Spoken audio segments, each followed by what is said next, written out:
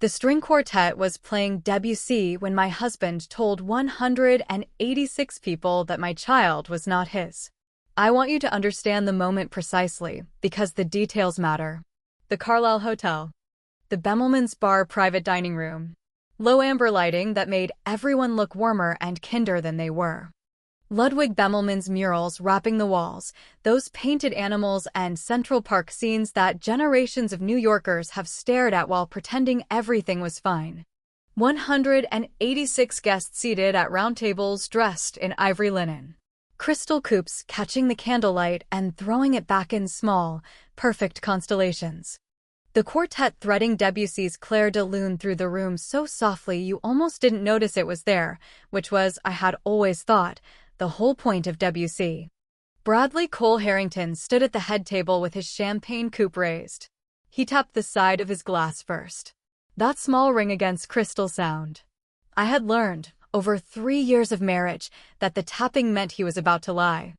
I had catalogued it the way a scientist catalogues a recurring phenomenon, not with drama, just with notation. He taps. He lies. The sequence was that reliable. "I want to raise a glass," Bradley said, "to my lovely wife." I was seated at his left.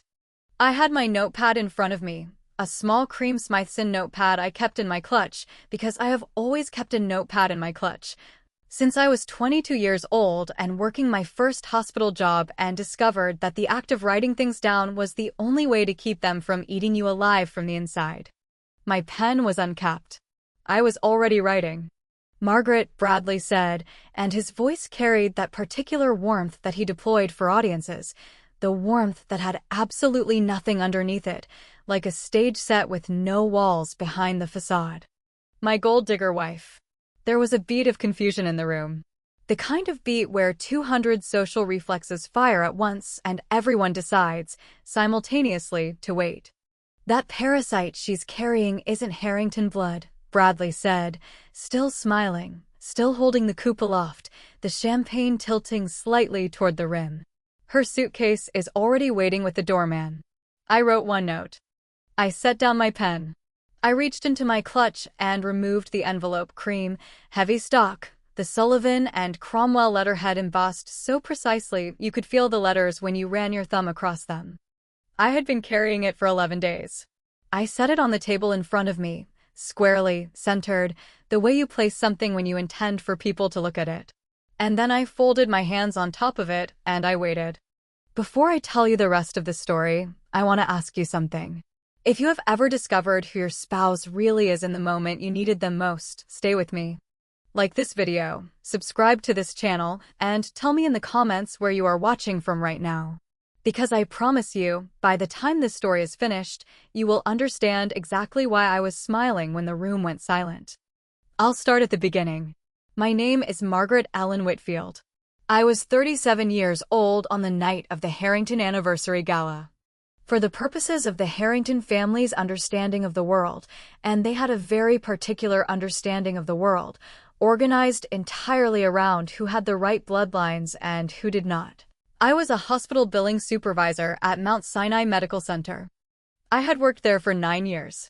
I was competent and methodical and entirely invisible to people who believed that hospital billing supervisors existed to be competent and methodical and entirely invisible. Caroline Vance Harrington, my mother-in-law, called me the help when she forgot I was within earshot, which was more often than she realized, because people who believe a room belongs to them stop checking who else is in it. I had a second cup of coffee on my desk every morning by 6:45. I took the subway to work. I wore sensible shoes to the office and changed into heels for Harrington events, which Caroline noticed and catalogued as evidence of my fundamental unsuitability.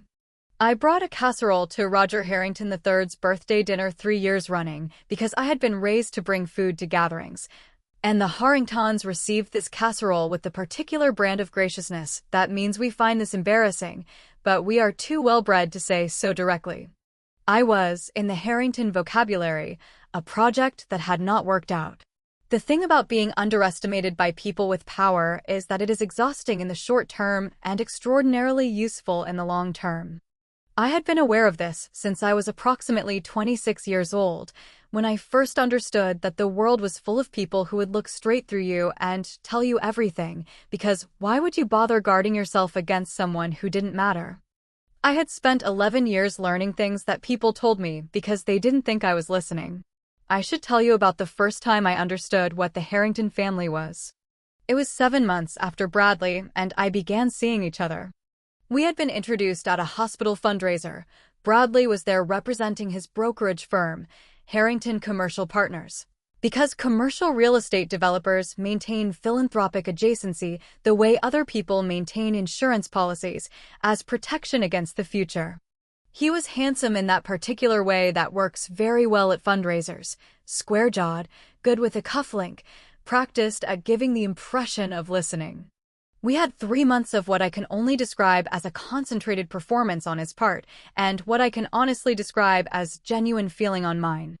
I want to be clear about that, because I am not going to revise my own history to make myself seem wiser than I was. I loved Bradley Harrington. Or I loved the version of him that existed during those 3 months, which turned out to be a different thing entirely. The family dinner was at the Greenwich estate. Roger and Caroline Harrington's home is a federal-style colonial on 4 acres in Coscob, the kind of property that announces itself with a circular driveway and mature oak trees, and a kitchen that has been renovated twice in 20 years without ever once being used to cook anything. There was a housekeeper named Dolores who had been with them for 19 years, and who Caroline addressed with the kind of hollow warmth that rich people use with long-serving staff, the warmth that says I appreciate your function, but I have never considered your life. I wore a blue dress. I brought flowers. I was 32 years old and I was in love, and I had done everything correctly. Caroline Harrington looked at the flowers, and then she looked at me, and she said, "How thoughtful," in the tone that means how surprising that you tried. She handed the flowers to Dolores without looking at them again. I smiled. I noted it. I filed it under a category I had been building for years, a category with no official label, but which could be loosely translated as, pay attention. Vivian Harrington Slate was there with her husband, Thomas Slate.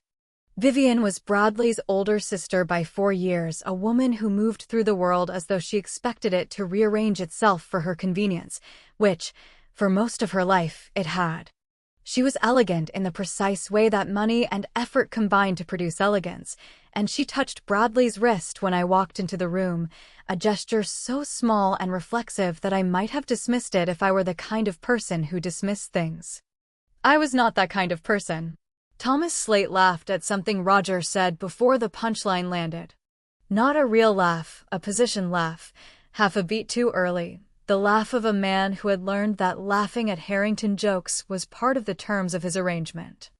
I clocked him in approximately 40 seconds and spent the rest of the evening wondering what he had traded for access to this family and whether he understood what the cost had been.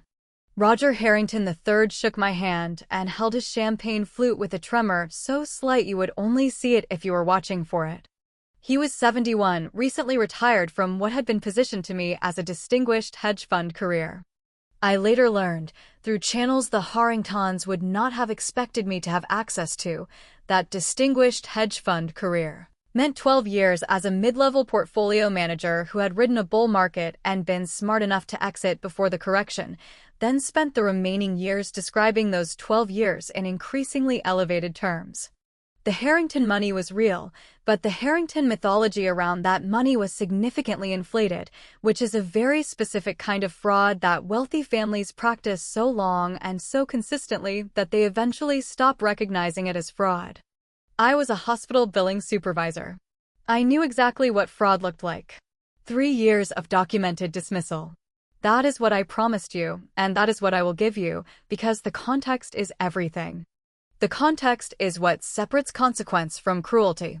I was not cruel that night at the Carlisle. I was consequential. Those are different things, and the difference is preparation. I looked at the study, the desk, the lamp, the window with its evening amber. 3 years in this apartment.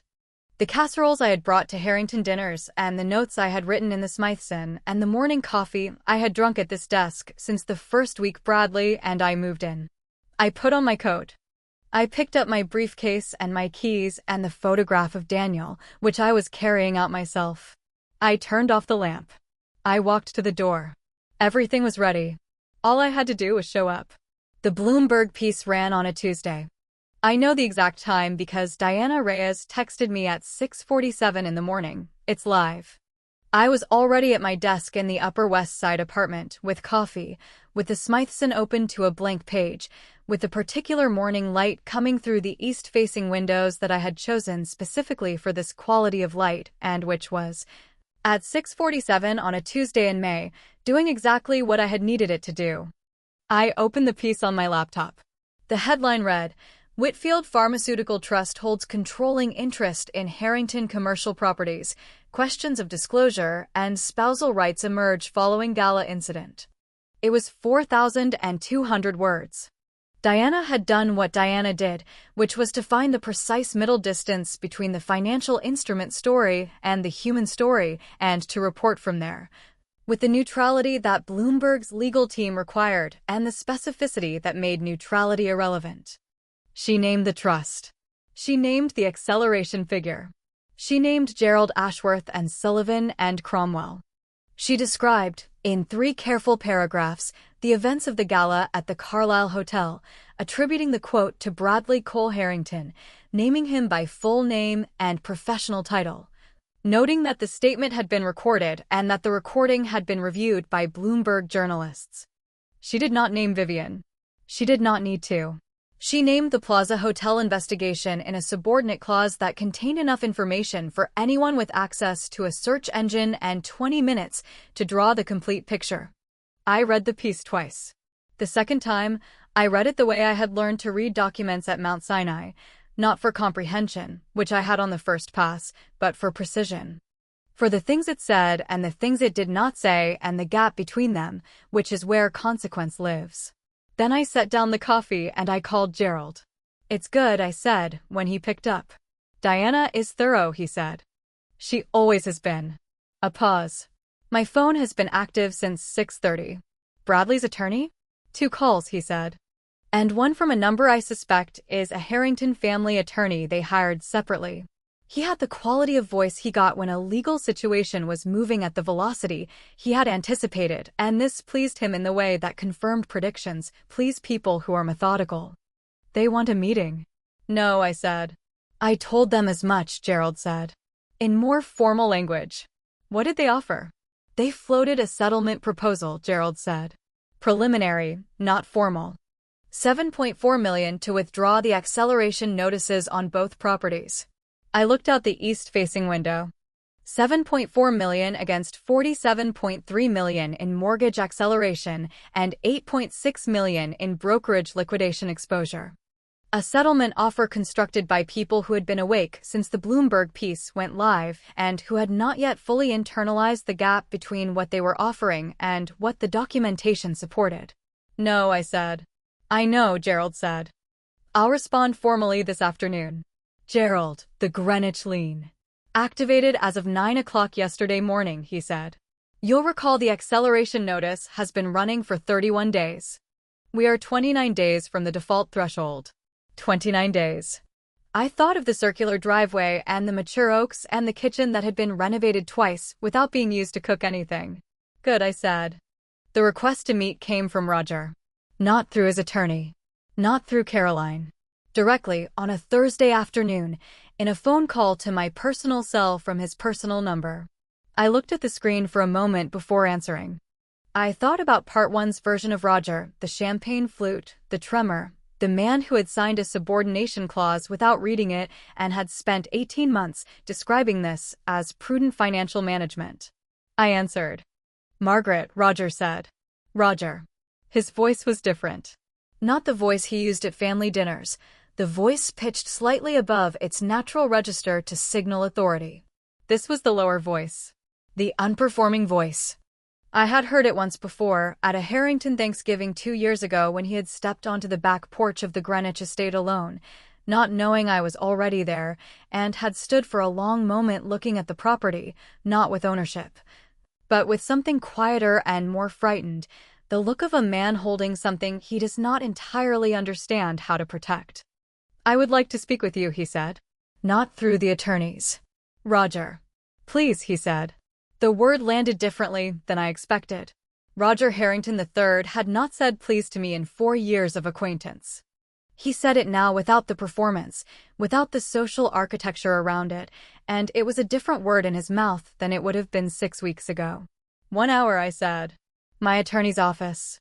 You can come alone or with counsel, your choice. But the conversation is recorded. A pause. All right, he said. He came alone. Gerald's conference room, the 31st floor, the harbor visible in the southeast. Gerald was present. A paralegal whose name was Christine sat in the corner with a recording device and a notepad. Roger Harrington III walked in wearing a suit that was slightly too large for him in the way that suits become when the person inside them has lost weight quickly, and he sat across the table from me, and he looked at his hands. He looked old. I want to say that without drama, because it is a factual observation. He looked older than he had at the gala, which had been 6 weeks prior, and he looked older than he had at any of the family dinners in the preceding 4 years. The tremor in his right hand was more present than usual. He had not brought a champagne flute to hold, and without it his hand was simply a hand with a tremor, unmediated by the social object that had been framing it for years. I want to start, he said, by saying that what Bradley did at the gala was wrong. I said nothing. I didn't know, he said, that he was going to say what he said. Caroline told me there was going to be a toast. I wasn't told what the toast would contain. I looked at him. Roger, I said. You signed the lease modification. He nodded. You signed it without reading the subordination clause. He nodded again. You told me about the deal at a family dinner, I said. You described it as airtight. I know, he said. He looked at his hands. I know I did. There was a long moment of quiet. Gerald, beside me, was still in the way that Gerald was still when he was listening to something that required complete attention. I built that firm for Bradley, Roger said. That's the thing people don't understand. Harrington Commercial Partners wasn't something he built.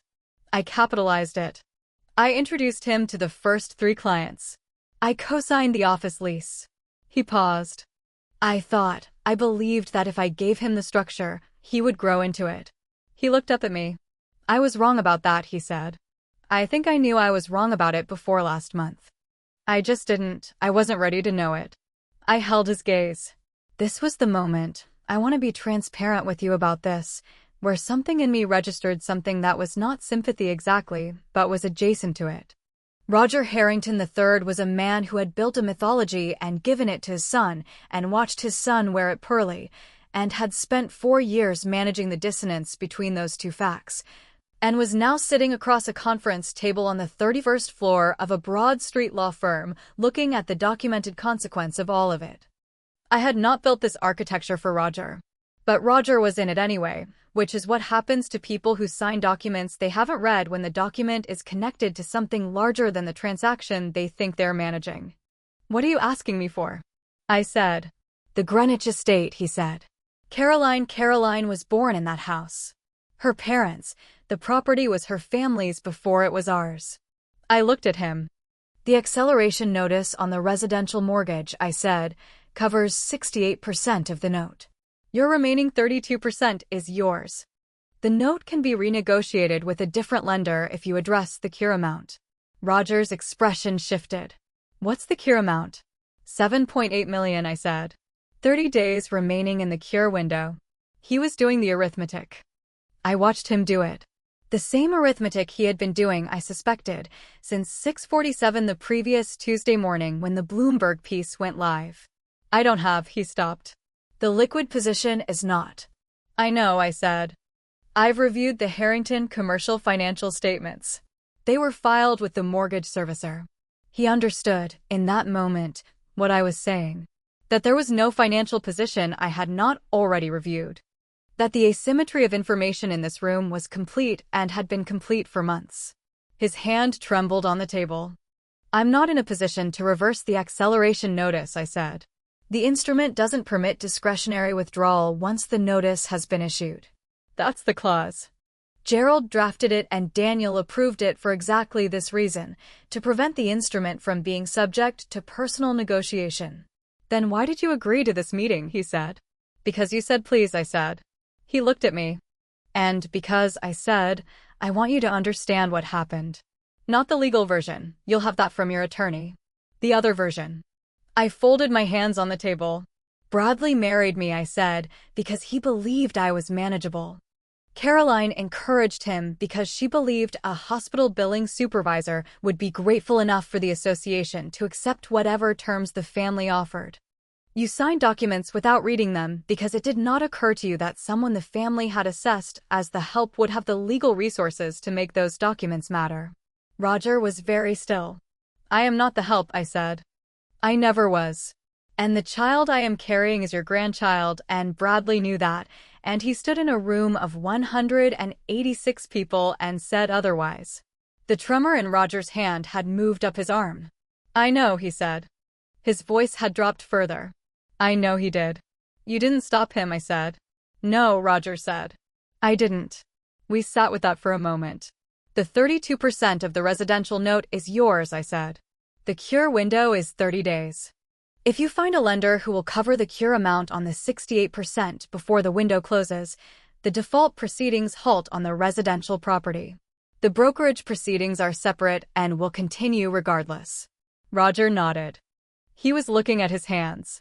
That's more than I expected, he said quietly. It's what the instrument permits, I said. Nothing more. He nodded again. He stood slowly, with the effort of a man whose body was doing more work than usual. He picked up his coat from the back of the chair. At the door, he stopped. The child, he said, without turning around. Do you know yet? Is it a girl or a boy? A girl, I said. He stood for a moment with his back to the room. I'm sorry, Margaret, he said. Then he left. Gerald waited until the elevator sound reached us through the closed door. Well, he said. Process the lien status as scheduled, I said. Of course, he said. I picked up my Smythson and I wrote, Roger. Came alone. Said sorry. Meant it. Proceed as planned. The family attorney hired by Caroline, whose name was Howard Peltz and whose Lexington Avenue firm was good but not exceptional, as Gerald had predicted, submitted a formal counterproposal on a Friday afternoon that was, in Gerald's assessment, optimistic in a way that suggests they have not fully reviewed the subordination clause. The counterproposal offered $12 million against the $47.3 million acceleration total, contingent on withdrawal of the paternity and wrongful lockout claims. Gerald declined formally in 3 paragraphs. Howard Peltz's office called twice the following Monday. Gerald did not return the calls. Thomas Slate's message from the unknown number had been traced by Martin Delacroix to a prepaid phone purchased at a convenience store in Midtown on the day after the gala. Martin included this detail in an addendum to the investigative report, along with a timestamped receipt image obtained through channels that Martin did not specify and that I did not ask about. Because Martin's methodology was thorough and I trusted it, and some details are more useful as results than as processes. The prepaid phone detail was included in the wrongful harassment documentation that Gerald filed as a supplementary exhibit in the 3rd week. Thomas Slate called me on a Wednesday, from his real number, the week after the Bloomberg piece. I did not answer. He left a voicemail. The voicemail was 3 minutes and 41 seconds and contained, in sequence, a protestation of non-involvement in the Gala statement, a claim that Vivian had been misled by Bradley, a suggestion that my response to the situation had been disproportionate to what was a personal matter, and, in the final 40 seconds, a shift in tone that I recognized as a man who had started the message with one strategy and ended it with a different one, something quieter, less positioned, closer to the lower register that people reach when the performance has run out of material. He said, in those last 40 seconds, I should have said something. Before the gala. I knew what Bradley was going to do, and I should have said something and I didn't, and I don't have a reason for that I'm proud of. He hung up. I saved the voicemail. Not for legal purposes, it wasn't useful for legal purposes. I saved it because it was the most honest 40 seconds Thomas Slate had produced in the 4 years I had known him, and honesty, when it finally arrives, deserves to be noted. I did not call him back. Vivian contacted me once. Not by phone. A handwritten note, delivered by messenger to Gerald's office, addressed to me in Vivian's handwriting, which I recognized from the anniversary Gala place cards that she had supervised the calligraphy for. A detail she had mentioned 4 times at family dinners as evidence of her contribution to the event. The note was 3 sentences. It said, "I have no defense for what I did.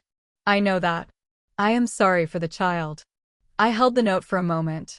Then I placed it in the binder, behind the Natera documentation, and I tabbed it.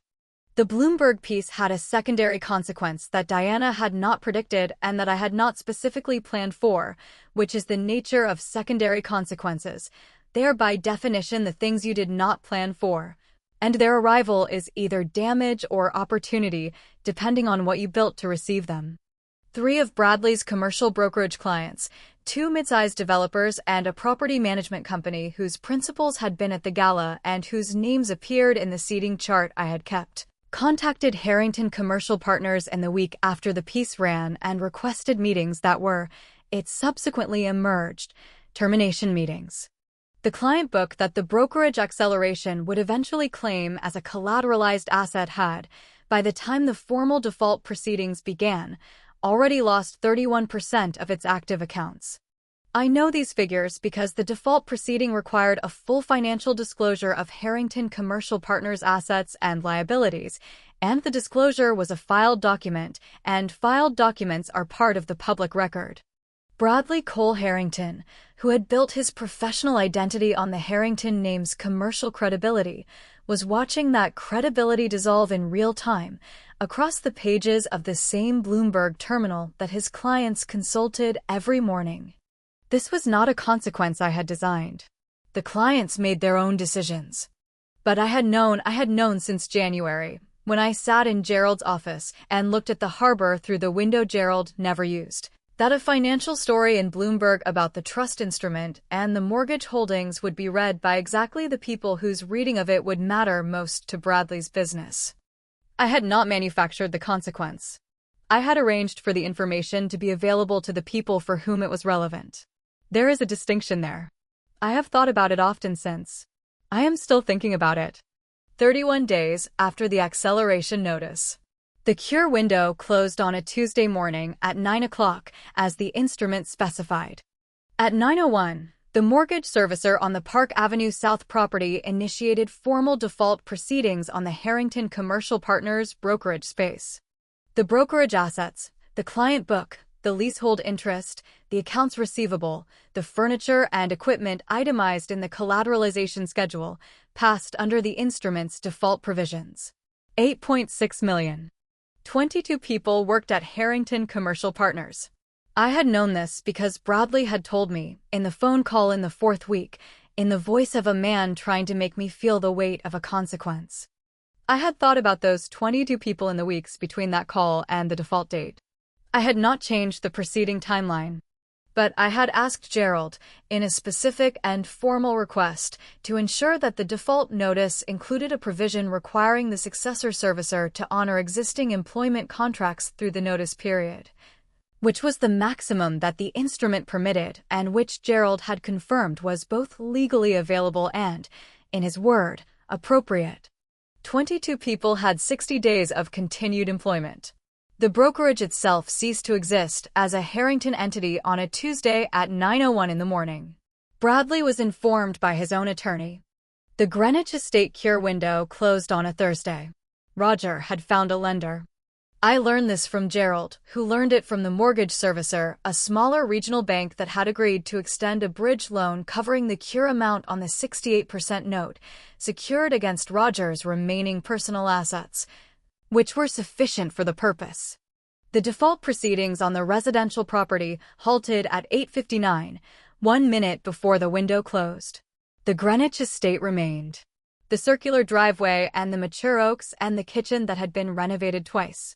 Caroline Vance Harrington would live in that house for years to come, at significantly reduced financial ease, with a new lender and a new payment structure, and the complete knowledge of what had happened and why. I had not tried to take the house. The instrument permitted it. I had not pursued it. I want to be precise about why, because the why matters to me more than the what. Caroline had done real harm. The lockout, the packed boxes, the 4 years of the help and the casserole received with hollow graciousness and the tongue pressed to the front teeth when she smiled at the doorman. Those things were real and documented, and some of them were actionable, and Gerald had acted on the ones that were. But Roger had come alone to a conference room on the 31st floor. And Roger had said, "I'm sorry, Margaret," without turning around. And the house had been Caroline's family's before it was the Harringtons, and taking it would have been the instrument's maximum and not the instrument's purpose, and Daniel had not built the trust to take things. Daniel had built the trust to be consequential. Those are different architectures, and I had been careful, for 2 years, to build the right one. The estate remained. The lien was released upon cure. I noted this in the Smytheson, and I moved to the next page. The divorce filing was submitted by Gerald on a Wednesday in the 6th week. The grounds were adultery, documented by the Delacroix investigative report. Financial harm, documented by the wrongful lockout filing and the coordinated public humiliation. Paternity establishment, supported by the Natera chain of custody from Dr. Cho's office. The filing was 231 pages, and Gerald submitted it with the particular quiet satisfaction of a man who had been building toward a document for 6 months and found the completed version exactly as precise as he had intended. Bradley's response, through Howard Peltz's office, arrived 3 weeks later. It did not contest the paternity. I noted this in the Smytheson. I did not write anything else about it. There was nothing else to write. The child was born on a Friday morning in August. Dr. Cho was there, and Renata, the nurse coordinator, and a delivery team that was methodical and warm in the specific combination that Dr. Cho's practice seemed to cultivate throughout its staff, as though this quality was part of the onboarding. The delivery was without complication. Dr. Cho told me I had done everything exactly right, which I chose to receive as clinical assessment rather than reassurance, because I had been doing everything exactly right for 8 months, and the confirmation was accurate rather than consoling. The child was 7 pounds and 4 ounces. She had a full head of dark hair and the specific quality of attention that newborns have, that particular fierce focus on the face in front of them that looks like recognition and may actually be recognition of some kind, in some register that we do not yet have adequate language for. I held her for a long time. I had thought about what I would feel at this moment, and I had been wrong about it, which is the nature of planning for feelings. You can construct the architecture, but you cannot construct the feeling itself. And the feeling arrives in its own form regardless of the structure you have built around it. What I felt was not triumph. Not relief, exactly. Something quieter and more structural, a load-bearing feeling rather than a sharp one. The feeling of something that had been held at significant tension for a very long time, finally, without drama, released. Nathaniel Osei came to the hospital the second day, with flowers and a document that I did not read until the following morning, which was the Whitfield Holdings Board's formal resolution naming her as a contingent beneficiary of the Whitfield Children's Research Initiative upon her 18th birthday, signed by all 3 board members. Patricia Sung had included a handwritten note at the bottom. Daniel would have approved of this child. Gerald came on the 3rd day. He sat in the chair beside the bed and he held her, with the careful precision of a man who is 73 and understood the weight of a person who is 3 days old and the gap between those 2 durations, and he looked at her for a long time without speaking. Then he said, "She has Daniel's forehead." "I know," I said. "He saw this coming," Gerald said. "You know that." "Section 14, I said. Subsection C. He dictated it on a Tuesday, Gerald said. November. It was raining. He was on a significant amount of morphine and his memory was perfect, and he dictated it in 11 minutes without stopping. He looked at the child. He said, "If she has a child, that child will need to know that they come from something. Make sure they know." I looked at her. "She'll know," I said. "There are things I will tell you about the months that followed, and things I will not, because some of it belongs to the record and some of it belongs only to me." The line between those 2 categories is something I have been learning to draw more precisely since August. The Bloomberg piece was cited in 3 subsequent financial press articles about trust instrument disclosure in spousal relationships, a legal conversation that had been ongoing and that Diana's piece contributed to with specific and documented facts. Diana called me once to tell me this. I thanked her. She said it was a good story. I said she had told it accurately, which is a different thing, and she laughed. The divorce was finalized in November. The settlement terms were the terms Gerald had documented from the beginning. The financial position was sufficiently clear and the legal record sufficiently complete that there was no productive path to contestation. Bradley's attorney submitted the final agreement on a Thursday morning, and I reviewed it at my desk in the Upper West Side apartment with the morning light coming through the east-facing windows and a cup of coffee that was exactly the right temperature, which I have found, over the course of this year, to be a surprisingly reliable indicator of the quality of a morning. I signed it and I returned it to Gerald and I went to work. The fates, since you have followed this far and deserve the accounting. Bradley Cole Harrington. The brokerage was gone by October. He had, by that point, secured a position as an associate broker at a mid-sized commercial firm in New Jersey, not the position, not the firm, not the state he would have chosen, but a position. I know this because it is public information and I did not seek it specifically, but I did not avoid it when it arrived. He has not contacted me since the divorce was finalized. The child has his legal name in her birth certificate documentation, and she also has the Whitfield name, in the order I chose, and the order I chose was deliberate. Caroline Vance Harrington.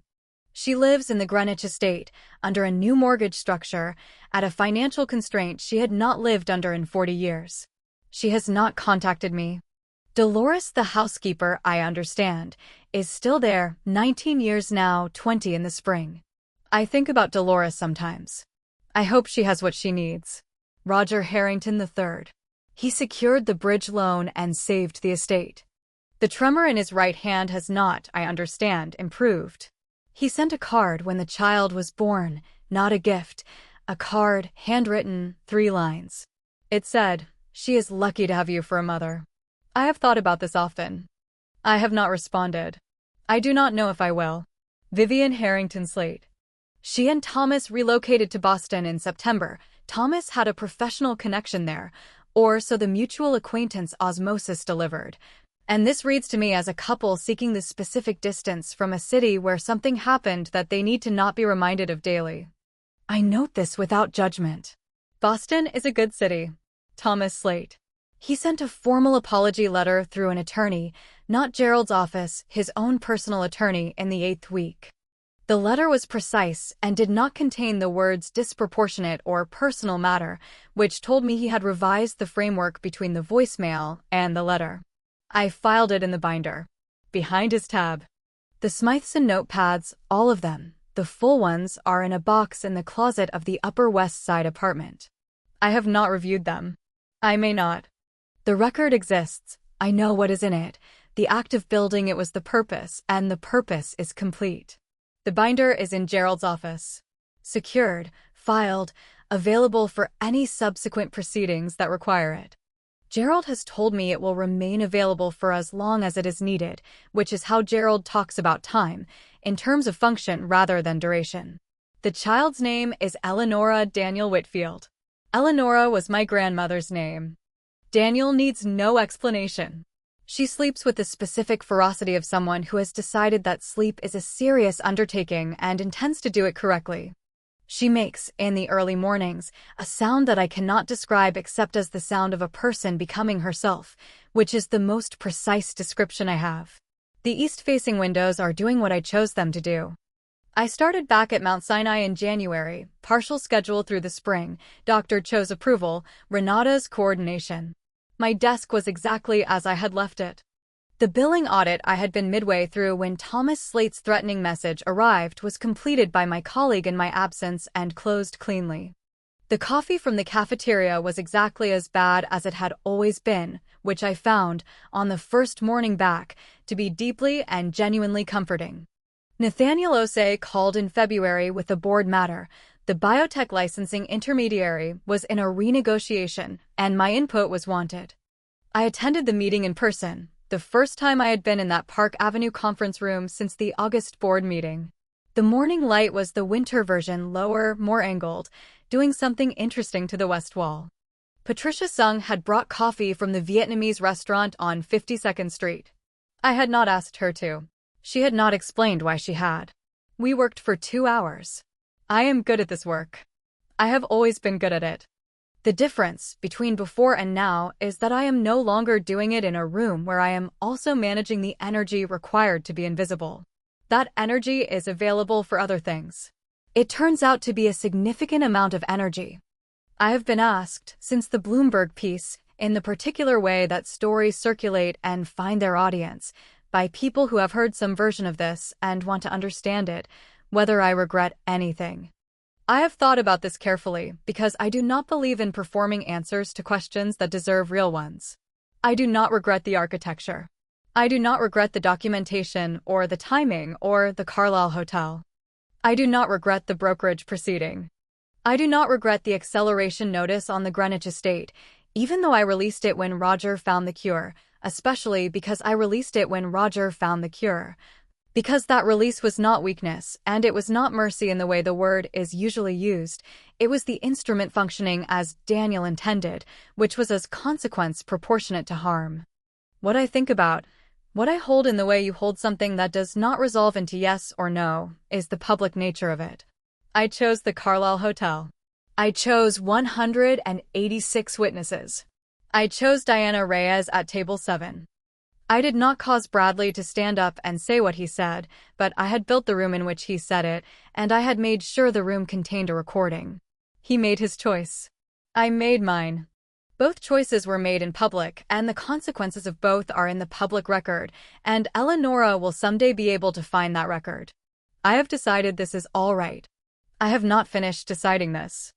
There is one more thing I want to tell you, and then I am done. The day after the gala, I went back to Mount Sinai. Not because it was a work day, it was a Friday, and I could have taken the day. But because I needed to be in a room where what I did was clear, where the purpose of the work was visible. Where the billing records resolved into outcomes for real people who needed care and whose care had been documented and whose documentation I could review and verify and, when it was wrong, correct. I sat at my desk at 6:45 with my coffee and I opened the billing system and I worked until 6 in the evening, and at no point during that day did anyone in that hospital know that the night before. In the Bemelman's Bar private dining room at the Carlisle Hotel, I had laid 4 pages of Sullivan and Cromwell letterhead on an ivory linen tablecloth and ended something. I was the billing supervisor. I have always been the billing supervisor. The other thing is also true, and it is also me, and I am done performing the choice between them for anyone's comfort.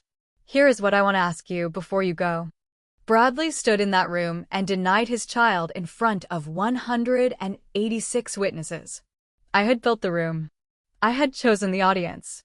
I had made sure Diana Reyes was at table 7 with her phone on the tablecloth. Was I wrong to do that? Not wrong to respond, but wrong to choose that room, that audience, that moment of public consequence for a man who had made his choice in private and might have been confronted in private? I am genuinely asking. I have not finished answering it myself. If this story made you think, if it made you feel something complicated, which is the only honest thing a story like this can do, subscribe. There are more stories like this one, and they all deserve to be told exactly.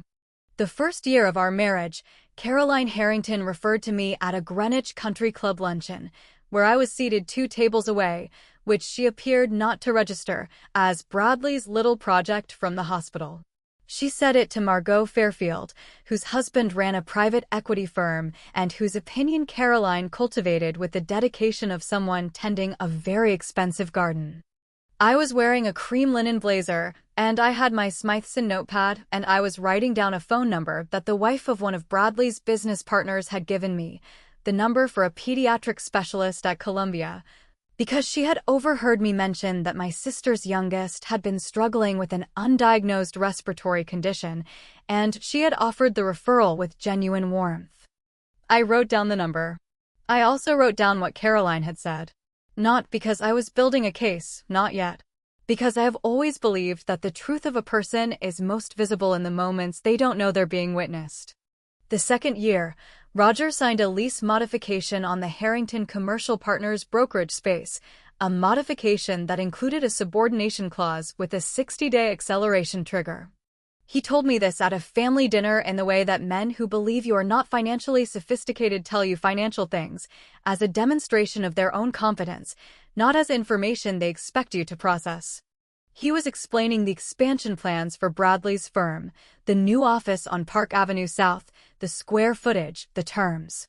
His hand trembled on his champagne flute as he described the deal as airtight.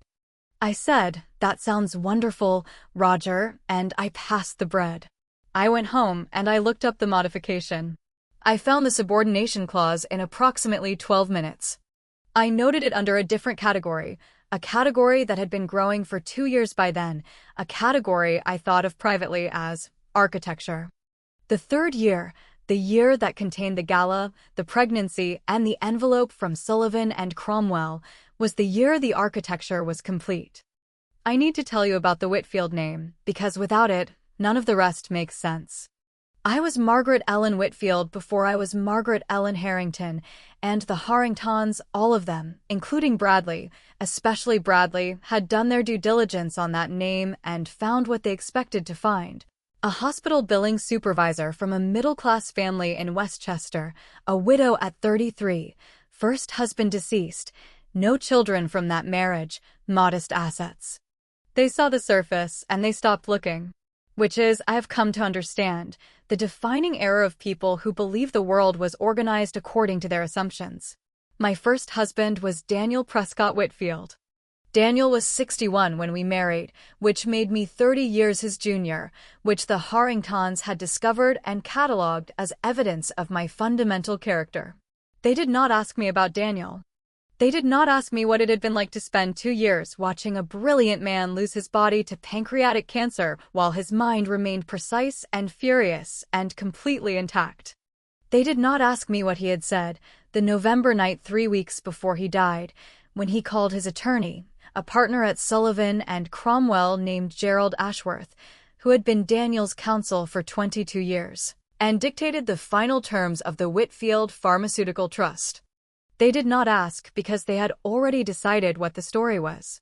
Daniel Whitfield had built Whitfield Pharmaceuticals over 34 years from a regional drug distribution company into a specialty pharmaceutical enterprise with 37 patents and a licensing portfolio that generated, in its last full operating year before the acquisition, $91 million in revenue. He sold the company 18 months before his diagnosis, which was either extraordinary timing or something he knew and had not yet told me, and I have never been entirely certain which. The acquisition price was not public. The trust instrument, established 18 months after the sale, was a private document. $212 million. I was the sole trustee and the majority beneficiary.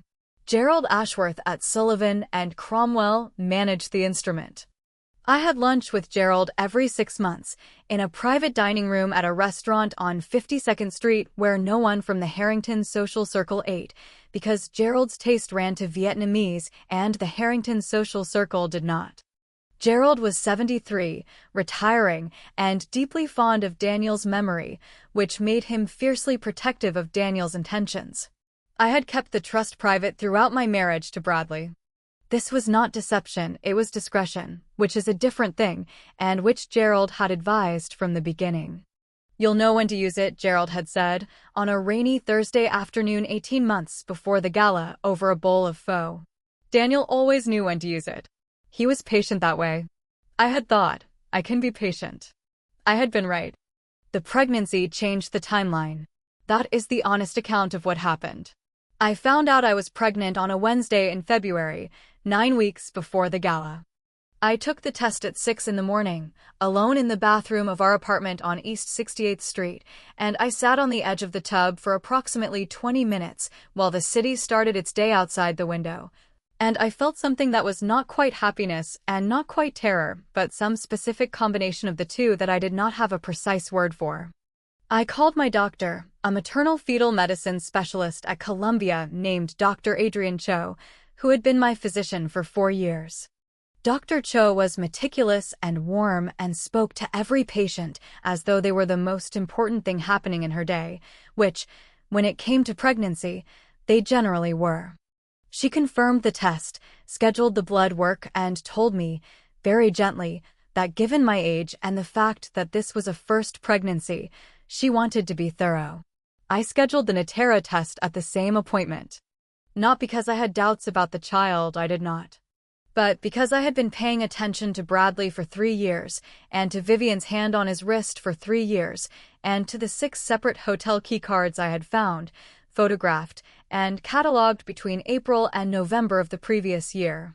The Plaza Hotel, Suite 814, on dates that I had cross-referenced with Vivian's Instagram location tags and Bradley's calendar notes, marked only as client dinner. I had submitted those keycards and the associated documentation to a private investigator named Martin Delacroix, who was thorough and discreet and had delivered his report on a Thursday morning in December in a plain manila envelope that I had opened at my desk at Mount Sinai between a billing audit and a staff meeting. The report confirmed what I had documented. The Natera test came back on a Monday morning, 3 weeks before the gala. 99.99%. The child was Bradley's. I called Gerald Ashworth that afternoon. "It's time," I said. Gerald said, "I'll have the certification drafted by Thursday." There is a version of this story where I confront Bradley privately, where I sit across from him at our kitchen table and lay out what I know and give him the opportunity to explain, or to apologize, or to be, for once, the person I had believed he was during those first 3 months. I want to be honest with you, that version existed. I thought about it. Late at night, with my hand flat against my abdomen, I thought about it seriously. I decided against it. Not because I am a cruel person, I want you to understand this clearly, but because I had spent 3 years watching the Harrington family operate, and I knew precisely how a private confrontation would go. Bradley would deny. Caroline would mobilize. Roger would call his attorney.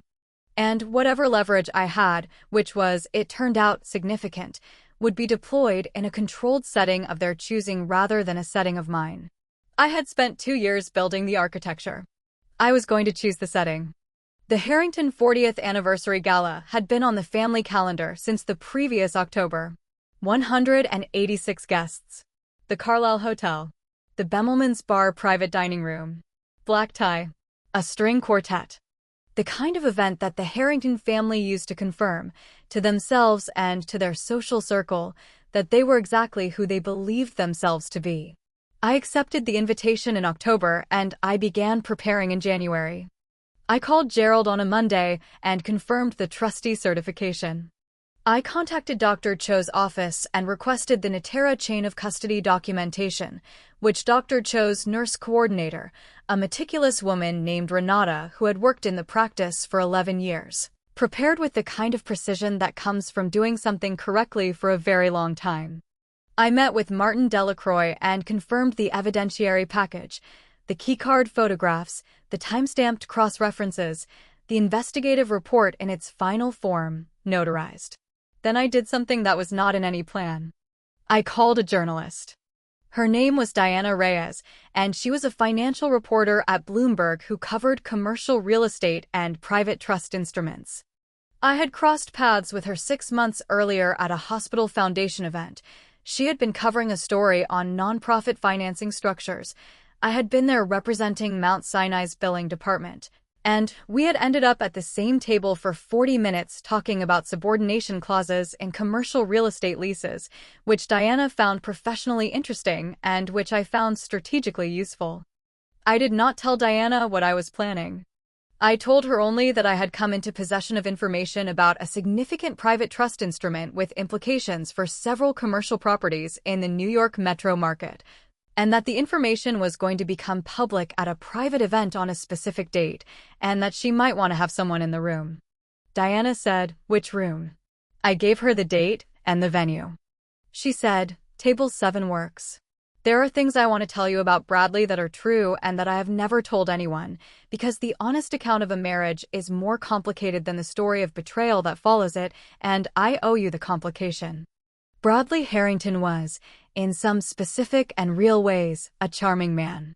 Not a good man. I had stopped believing that by the end of the first year, but a charming one, which is a different category, and which is, in my experience, significantly more dangerous. Charm without integrity is the most efficient delivery system for destruction that human beings have ever devised, because it bypasses every rational defense and goes straight to the part of you that wants to believe. He brought me coffee on Sunday mornings in the early months.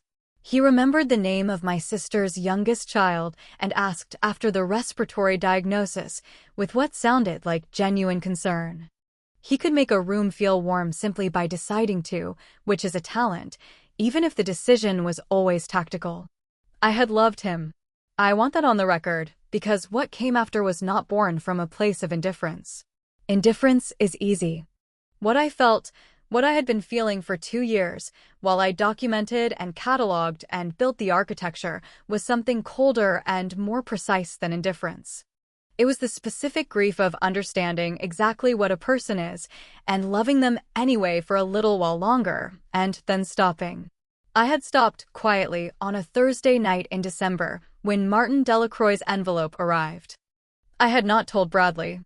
I had continued sleeping in our bed and attending family dinners and sitting at the table in the Bemelman's bar with my Smythson notepad because the architecture was not yet complete and an unfinished structure cannot bear weight. The night of the gala, I dressed at the apartment alone.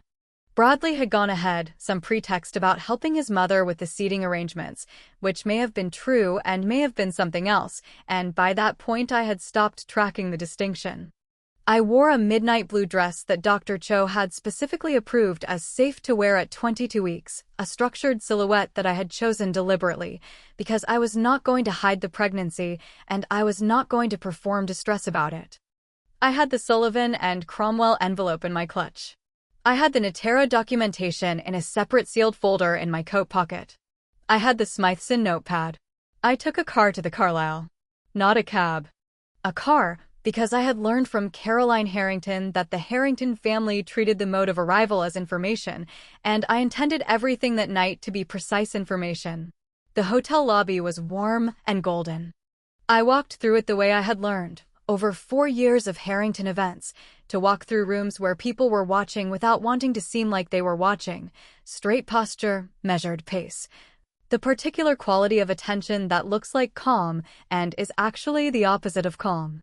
I rode the elevator with a couple I did not recognize who were also in black tie, and the woman glanced at my clutch and then at my face and smiled, the way strangers smile when they are deciding whether to speak, and I smiled back. Because I was still capable of genuine warmth, even that night, perhaps especially that night. The Bemelman's bar private dining room was at the end of a hallway lined with the mural's overflow. That particular Bemelman's palette of ochre and sage, and the specific amber that looks exactly like the light in the room you want to be in rather than the one you're currently standing in. I could hear the quartet from the hallway. Claire de Lune, exactly as I had anticipated. I gave my name to the event coordinator at the door, a young woman with a clipboard and the focused expression of someone managing 186 moving parts simultaneously. She found my name, checked it, and smiled. "The Harrington table is at the front, Mrs. Harrington." "Thank you," I said. "I see it." Caroline Vance Harrington was standing near the head table when I walked in, wearing a gown that I recognized as Oscar de la Renta, a particular shade of silver that she had been planning since October, which I knew because she had mentioned it at 3 separate family dinners in the intervening months, each time as though for the first time.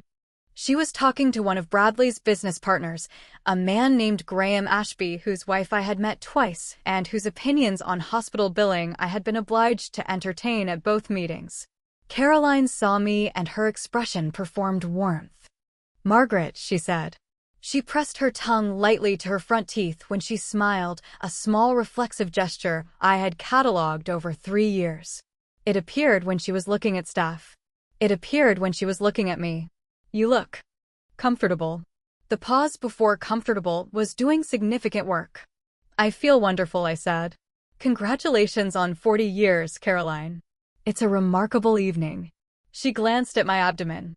The glance lasted approximately 1 second and was replaced immediately by the social smile. "Bradley's just there," she said, gesturing toward the far corner where Bradley was speaking to Roger and Thomas Slate. "He was looking for you." "I'll find him," I said.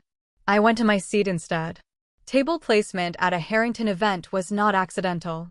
I had been watching the architecture of Harrington seating charts for 4 years, and I understood the grammar of them.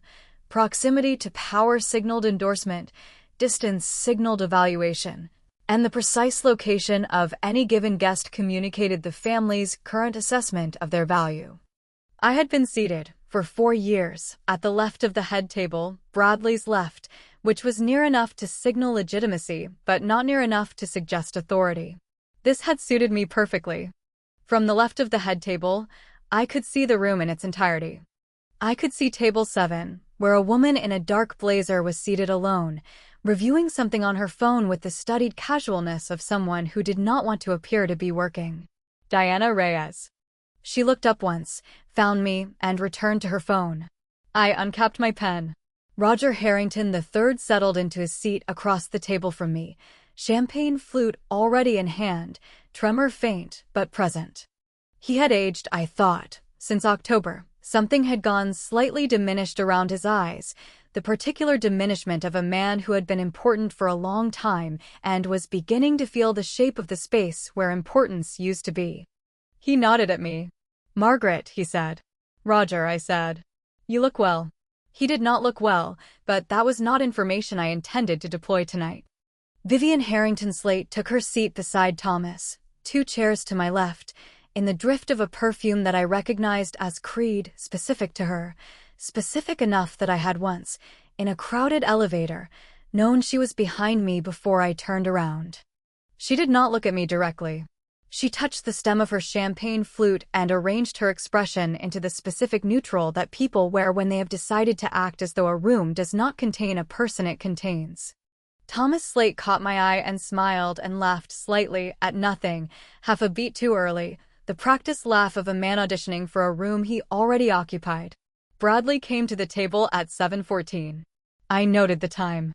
He sat to my right, touched my shoulder briefly, the kind of touch that performs affection for an audience, and said, quietly, "You're late." "I'm here," I said. He looked at my clutch. He did not look at the cream envelope. Or if he did not register what it was. He picked up his champagne coupe. The dinner proceeded with the particular clockwork of events that have been organized by professionals who have been given a significant budget and clear instructions.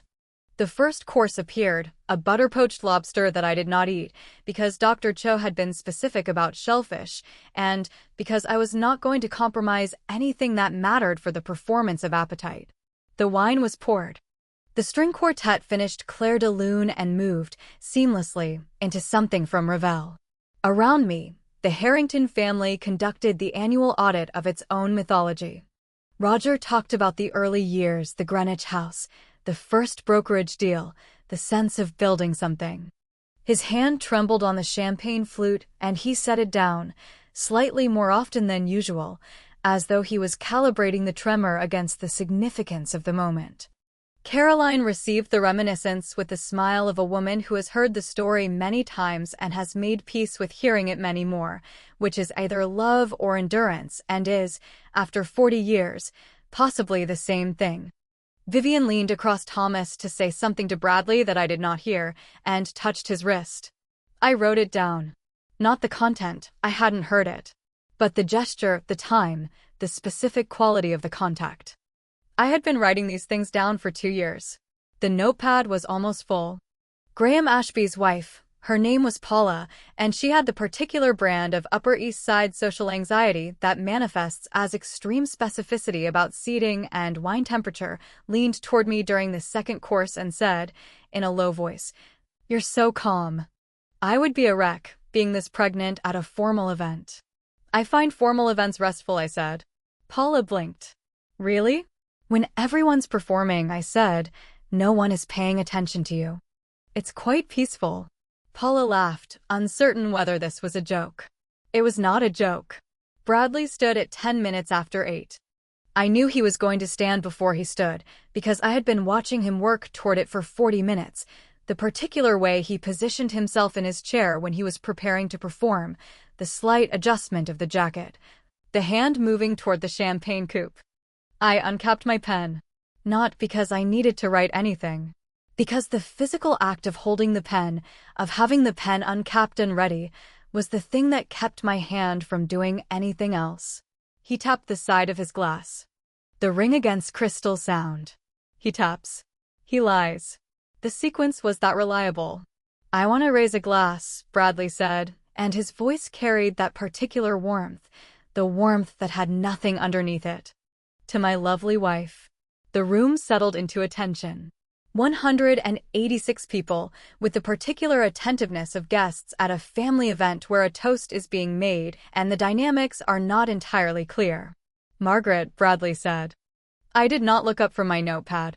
"My gold digger wife." The beat of confusion. The room suspended. And then Bradley Harrington, standing at the head of a table at the Carlisle Hotel in front of 186 witnesses, including a Bloomberg financial reporter named Diana Reyes, seated at table 7 with her phone already recording, said the following words in a clear and carrying voice. "That parasite she's carrying isn't Harrington blood. Her suitcase is already waiting with the doorman." I wrote one note. I set down my pen. I looked up. The room was doing what rooms do when something irreversible has entered them, that particular stillness that is not actually stillness, but the collective holding of 186 breaths, each person in the room recalculating simultaneously. Caroline had gone very still, her champagne coupe halfway to her lips. Roger's hand was trembling against the table. Vivian was looking at a point approximately 6 inches to the left of my face. Thomas Slate was not laughing. I reached into my clutch. I removed the envelope. Sullivan and Cromwell. Cream, heavy stock. Embossed letterhead. I set it on the table in front of me, squarely centered. I folded my hands on top of it. And I said, in a voice that I had been practicing, not the words, the pitch. I had been practicing the specific pitch, the calm that is not performed calm but actual calm, because actual calm sounds different and the difference is audible, I said. "Bradley. Sit down." He did not sit down. He was still holding the champagne coupe, which was tilting slightly, the way things tilt when the person holding them has lost their equilibrium without yet realizing it. "I have a few things to share with you," I said. "With all of you." I looked at the room. Not at Bradley, not at Caroline, not at the specific assembled architecture of the Harrington family. At the room. At the 186 people who were now very quiet. At table 7, Diana Reyes's phone was visible on the tablecloth. The recording light was on. I did not reach for the envelope yet. I was not in a hurry. The architecture was complete, and a complete structure bears weight exactly as long as you need it to. I looked at Bradley Cole Harrington, and I said nothing, and the silence was the most precise thing I had ever said to him. Everything I had spent 2 years building was in that envelope, and in the Natera documentation in my coat pocket, and in the report that Martin Delacroix had delivered in December, and in Diana Reyes's recording, and in a phone call that Gerald Ashworth at Sullivan and Cromwell had made at 8 o'clock that morning to the servicer of the commercial mortgage on Harrington Commercial Partners, Park Avenue South office space. I had not come to this room to survive the night. I had come to end something. I reached for the envelope, and I broke the seal, and I began. The envelope was cream and heavy, and I had been carrying it for 11 days, and when I broke the seal, the sound was barely audible above the quartet. But the room heard it. I want to tell you something about silence. There is the silence of a room where nothing is happening, and there is the silence of a room where everyone has stopped pretending that nothing is happening, and those two silences sound entirely different. What filled the Bemelman's Bar private dining room at 8:13 on a Thursday evening in April was the second kind. 186 people, collectively arrested mid-gesture, wine glasses suspended, forks lifted and not returned, conversations interrupted at the syllable. The Ravel the quartet had been playing thinned, then stopped, because even professional musicians read rooms. Bradley was still standing. I did not look at him. I looked at the document in my hands, the trustee certification, for pages on Sullivan and Cromwell letterhead. Gerald Ashworth's signature on the final page in the particular navy ink he had used for 22 years, because Daniel had given him a Mont Blanc pen the first Christmas of their professional relationship and Gerald had not used another pen since. The Whitfield Pharmaceutical Trust, I said, in the voice I had been practicing, holds assets currently valued at $212 million. I am its sole trustee and majority beneficiary. I set the first page flat on the table. The trust also holds the controlling note, 68% of the commercial mortgage on the Park Avenue South office space currently leased by Harrington Commercial Partners. I set the second page beside the first. And 68% of the residential mortgage on the Harrington family property in Greenwich, Connecticut. Bradley sat down. He did not choose to sit. His legs made the decision independently, the way the body sometimes takes over when the mind has been given information it cannot yet organize into action. He sat, and the champagne coupe tilted in his hand, and a small measure of champagne found the tablecloth, and no one moved to address it. Caroline Vance Harrington made a sound I had not heard her make before. Not a word. Not quite a word. Something that was attempting to become a word and had not managed the transition. Roger's hand, resting against the table, had stopped trembling. Sometimes the body achieves stillness through shock that it cannot achieve through will. His face was the face of a man doing arithmetic, the specific arithmetic of a man who had signed a lease modification 18 months ago without reading the subordination clause, who was now understanding, in real time, what the subordination clause meant. I looked at him. Gently. I was always gentle with Roger, even then. I set the third page on the table. The subordination clause in the lease modification signed in October of last year, I said, includes a 60-day acceleration trigger. Gerald Ashworth of Sullivan and Cromwell contacted the mortgage servicer this morning. The acceleration notice was issued at 8 o'clock. Vivian Harrington Slate had both hands flat on the table, not touching Bradley's wrist. Both hands flat, as though the table was the only stable surface in the room, which, from her perspective, it may have been. Thomas Slate was not laughing. I looked at table 7. Diana Reyes's phone was on the tablecloth, recording light on, and she was writing in a small notebook with the focused stillness of someone who understands that the story she came to cover has just become significantly larger than anticipated. I set the fourth page Gerald's signature, the certification complete, in line with the others. I also want to address, I said, the question of the child. I had a folder in my coat pocket, folded once. I retrieved it without hurry because the pace of that room was mine to set, and I had decided the pace would be unhurried. Inside the folder, the Natera prenatal paternity test, dated 3 weeks prior. The chain of custody documentation, because Dr. Cho's practice was meticulous and Renata, the nurse coordinator, had been thorough. The result, printed on clinical letterhead, in the clear, unambiguous language that laboratories use when they are not being asked to be diplomatic. 99.99%. I did not read the number aloud. I placed the folder on the table, beside the Sullivan and Cromwell pages, perpendicular, so it was visible as a distinct document, and I said only, the paternity test was completed 3 weeks ago. The result is in this folder, with full chain of custody documentation from Columbia University Medical Center. I looked at Bradley. The child is yours, I said. You knew that. He had gone a particular color. I do not have a name for it. It was not quite white and not quite gray. It was the color of something that has been through a process that removes color, the color of a document that has been left in the sun too long. His ring was against the table. He was not tapping it. He was pressing it, flat, still, into the ivory linen. I also want to address, I said, the question of the Plaza Hotel. Caroline made the sound again. This time it got closer to a word.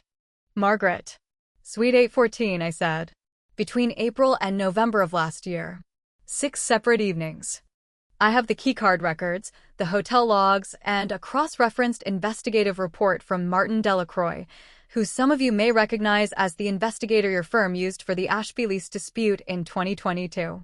The reason I named Martin's prior work for Harrington Commercial Partners was specific. It was not cruelty, or not only cruelty.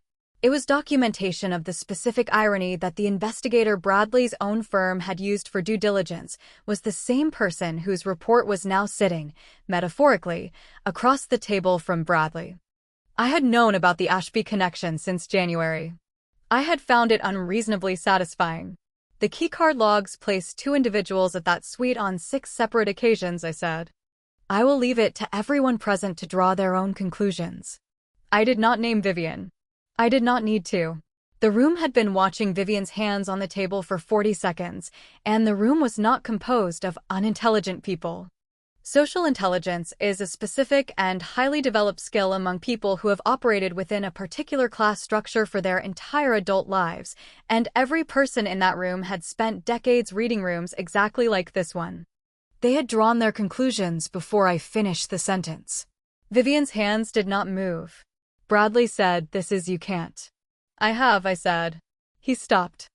I folded my hands on the table. Over nothing now. The documents were all laid out, and I looked at my husband, and I said, with complete accuracy and zero heat, "You told this room that our child is not yours, and that my suitcase is waiting with the doorman.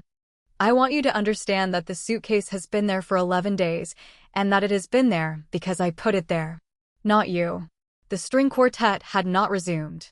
At table 7, Diana Reyes turned a page in her notebook. I picked up my pen, uncapped it, and wrote one final note. Then I capped the pen, placed it in my clutch beside the now empty envelope from Sullivan and Cromwell, and I stood. "Enjoy the rest of the evening," I said, to the room in general, to no one specifically. I walked toward the door without looking back. I did not cry in the elevator. I did not cry in the car. My hand was flat against my abdomen for the duration of the ride home, and I looked out the window at the Upper East Side moving past, the lit windows, the doormen, the particular amber that New York deploys at night, and I thought, 11 days. I had been carrying that envelope for 11 days, and it was done, and the child was 22 weeks, and Dr. Cho had said everything looked exactly right. The air had left my lungs somewhere between setting down the 3rd page and picking up the paternity folder. I had not noticed it leaving. I noticed it now returning, slowly, in the back of a car on Park Avenue. I texted Gerald, "Done." He replied, 3 minutes later. Daniel would have been proud. I put my phone in my clutch and did not take it out again until I was home. The escalation started the next morning. I want to be honest with you, I had expected it. That is not quite the same as being prepared for it, because expecting a thing and feeling it arrive are different experiences, and the gap between them is where most of the damage happens. I had built the architecture to withstand the escalation. I had not built anything to feel nothing during it, because that was not an architecture that existed. The first call came at 7:22 in the morning. Caroline Harrington, on the landline of the apartment, the 68th Street apartment that Bradley and I had lived in for 3 years, and which was, I had noted some months earlier, leased in Bradley's name and co-signed by Roger. A detail that would become relevant in approximately 72 hours. I let it ring. The second call came at 7:31. Same number. The third call came at 7:44. At that point, I picked up because I had learned over 4 years of Caroline Harrington that unanswered calls were filed by her as acts of aggression, and I was not interested in giving her that narrative. "Caroline," I said. "What you did last night," she said, "was humiliating. You humiliated this family in front of 200 people. Her voice was the voice she used when she was performing anger for an audience, even when the audience was only herself. Pitched slightly higher than normal. Precise in its enunciation, the way her voice got when she wanted you to understand that she was choosing each word, and therefore the choice reflected deliberate intention rather than emotion. 186 people, I said. Not 200. Silence. Brief. I don't find that funny. I'm not being funny, I said. I'm being accurate.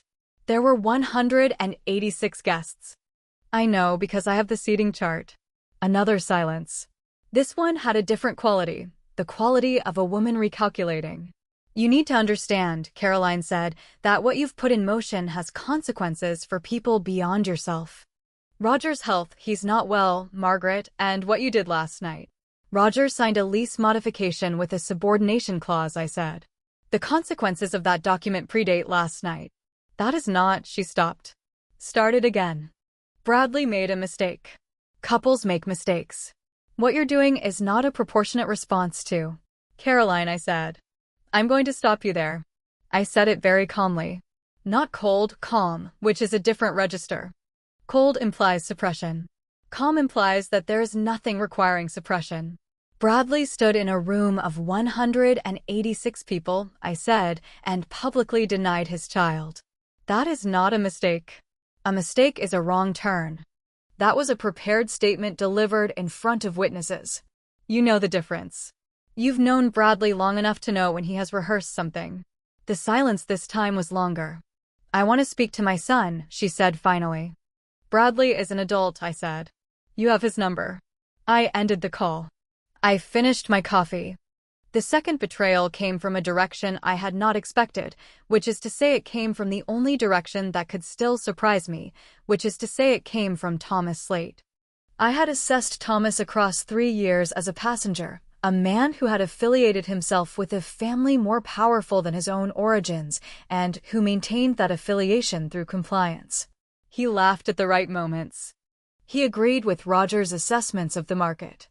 He referred to the Harrington Greenwich estate as the house rather than Roger and Caroline's house, which was a small linguistic move that signaled how thoroughly he had absorbed the family's identity as his own. I had never thought of Thomas as an initiator. Passengers do not initiate. I was wrong about that. Or I was right about him being a passenger, and I underestimated what passengers do when the vehicle they are riding starts to lose control. It was 10 days after the gala. I was at my desk at Mount Sinai, a billing audit, routine, the kind of work that requires a specific quality of focused attention that I find genuinely restful, when my personal phone showed a message from an unknown number. I looked at it. Then I looked at it again. The message read, I know what you did with the trust before the gala. I know about the advance filing. If you push this forward, I will make sure people understand that you planned this for months. I will go to the post. I set the phone face down on my desk. I picked up my office phone and called Martin Delacroix. Martin answered on the second ring. He always answered on the second ring. Someone messaged me from an unknown number, I said. The content suggests they know about the advance mortgage notice. The wording sounds like Thomas Slate.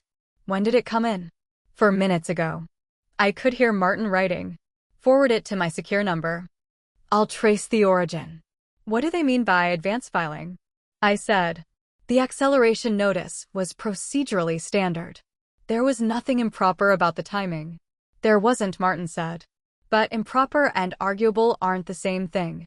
Someone is going to try to build a narrative. Thomas helped Bradley draft the original statement, I said. The one he read at the gala. I know, Martin said.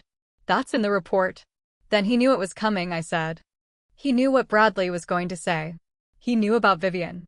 And now he's trying to run interference. I said this clinically, not dramatically, because it was a clinical observation. A passenger who had known about the affair, known about the plan to publicly humiliate me, and said nothing, who was now, post-revelation, attempting to redirect the narrative toward me as the aggressor, was not a passive participant. He was a co-architect who had mistimed his disclosure by approximately 10 days. Forward the message, Martin said. And Margaret, don't respond. I wasn't going to, I said. I forwarded the message. I returned to the billing audit. I worked until 6:15, ate dinner at my desk, a container of soup from the hospital cafeteria that was better than it had any right to be, given that it came from a hospital cafeteria. And then I took the subway home to the apartment on 68th Street. Bradley had not been back since the gala. He was, I understood from a mutual acquaintance, staying with a college friend in Hoboken. This information arrived through the specific social osmosis of shared circles, and I had not sought it, but I had noted it, because the address of a spouse who has left is always relevant information. The apartment was quiet. I walked through it without turning on the overhead lights, just the lamp in the study, the lamp on the nightstand, the particular quality of evening that the 68th Street windows had always provided. That amber to blue gradient that I had loved before I understood that you could love a light in a room and still be required to leave the room. I sat at the desk in the study and I opened the Smythson notepad to a fresh page. I wrote, Thomas Slate. Unknown number. Post threat. Complicit in advance planning of public statement. Then I wrote, underneath it, he hesitated. Because he had. At the gala, I had seen it, filed it, almost dismissed it. When Bradley delivered the line about the parasite, Thomas had been positioned at Bradley's right in my peripheral vision, and he had laughed a fraction later than the statement's rhythm called for, and the laugh had not landed correctly. The way his laughs often didn't, but this one had missed in a different direction. Not early. Late. And not positioned, this time. Uncoordinated. The laugh of a man who had expected to feel something at a specific moment and found, at the moment of arrival, that he felt something else instead. He had looked away from Bradley and down at his plate. 1 second. Maybe less. But I had been watching and I wrote it down. I do not tell you this to rehabilitate Thomas Slate. He knew about the affair. He helped draft the statement. He sent an intimidation message from an unknown number 10 days after his brother-in-law publicly denied a child whose paternity he also knew was documented. Thomas Slate is not a sympathetic character, and I am not going to make him one. But he looked away. For 1 second, something moved across his face that was not comfortable with what was happening, and he looked away, and then he went back to not laughing at the right moments. That is the complete humanizing moment Thomas Slate earned, and I am giving it to him in full, and I am done. The third betrayal came from Caroline, which was, in retrospect, the one I should have prioritized. I had assumed, and this is the one assumption that I will admit was underconstructed, that the eviction was theoretical.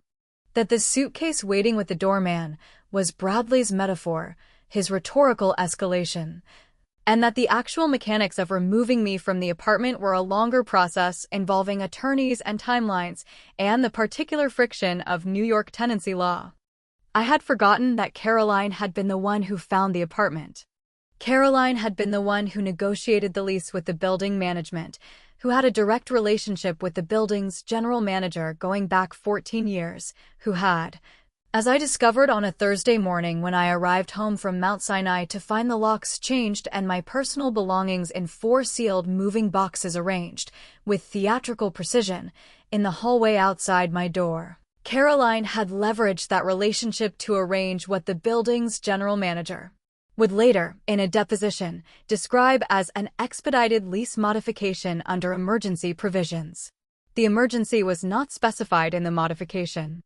The 4 boxes contained my clothing, my Smythson notepads, all of them, which was either careless packing or deliberate symbolism, my laptop, and the framed photograph that had sat on my nightstand for 3 years. The photograph was of Daniel and me, taken 2 months before his diagnosis at a restaurant in the West Village.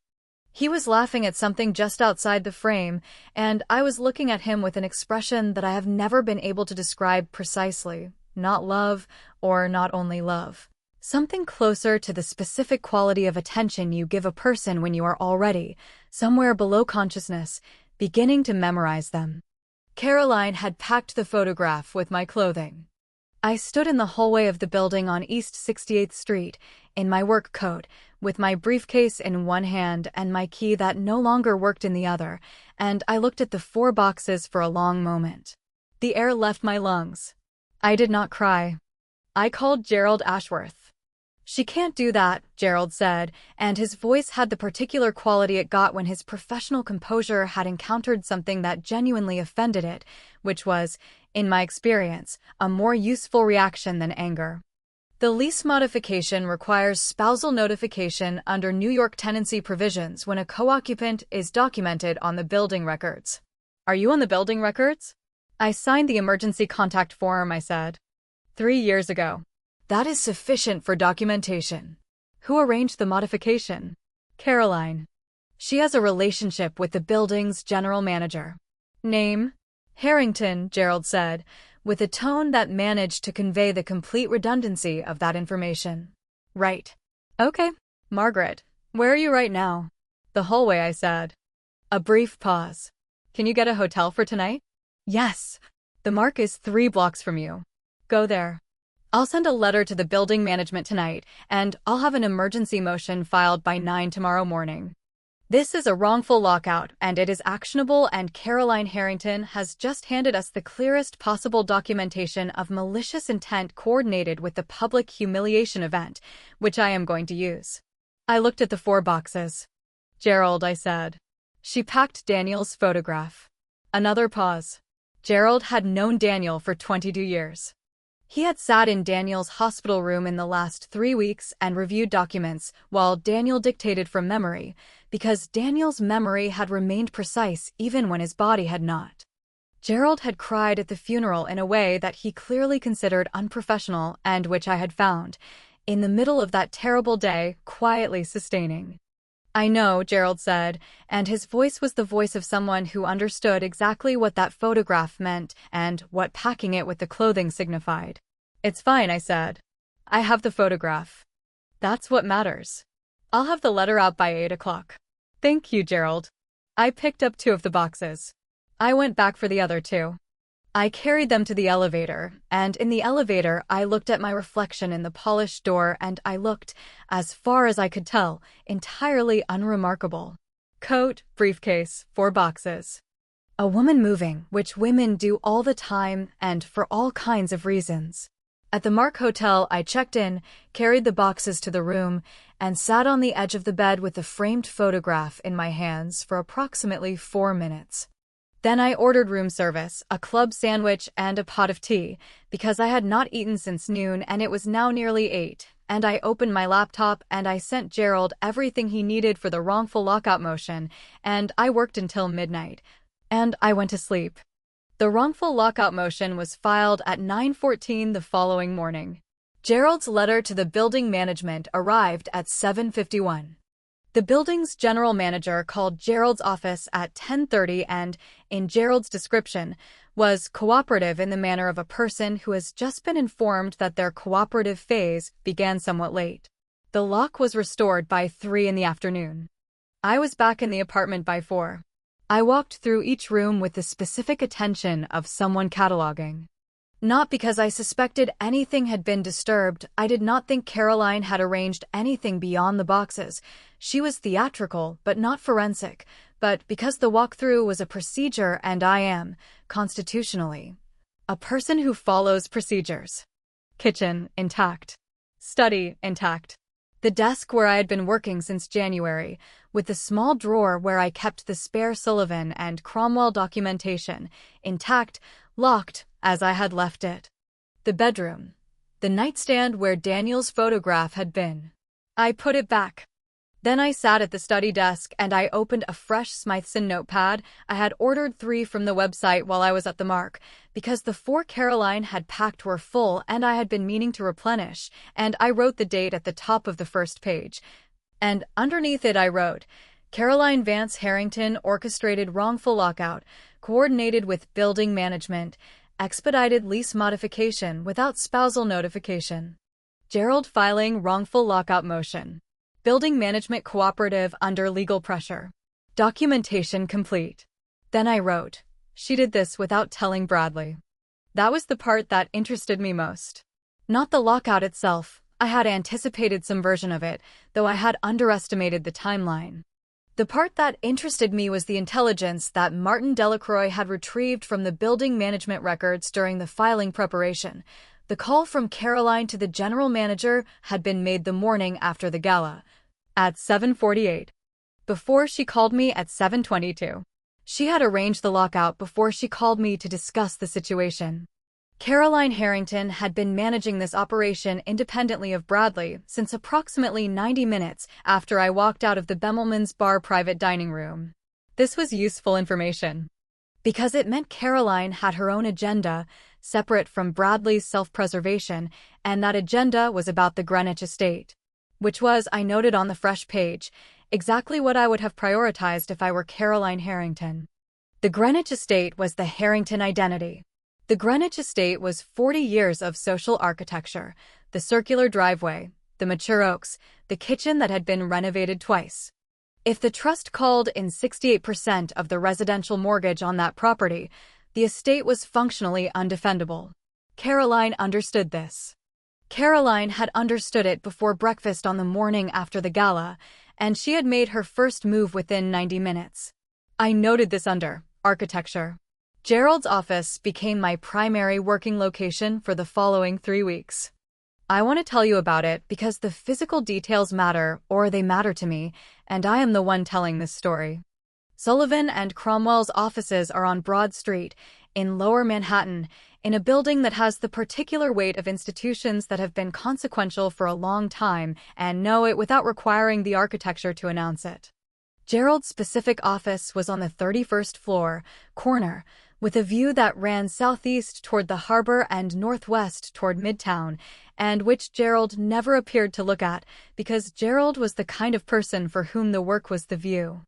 The office smelled of old paper and the specific brand of coffee that Gerald had delivered from a restaurant on Rector Street every morning at 8:30, because he had been ordering from that restaurant for 19 years and saw no reason to change. There was a leather chair across from his desk, worn to the specific shape of decades of client conversations, the leather gone soft at the arms in a way that expensive leather goes soft, differently from cheap leather, with a kind of deepening rather than a thinning.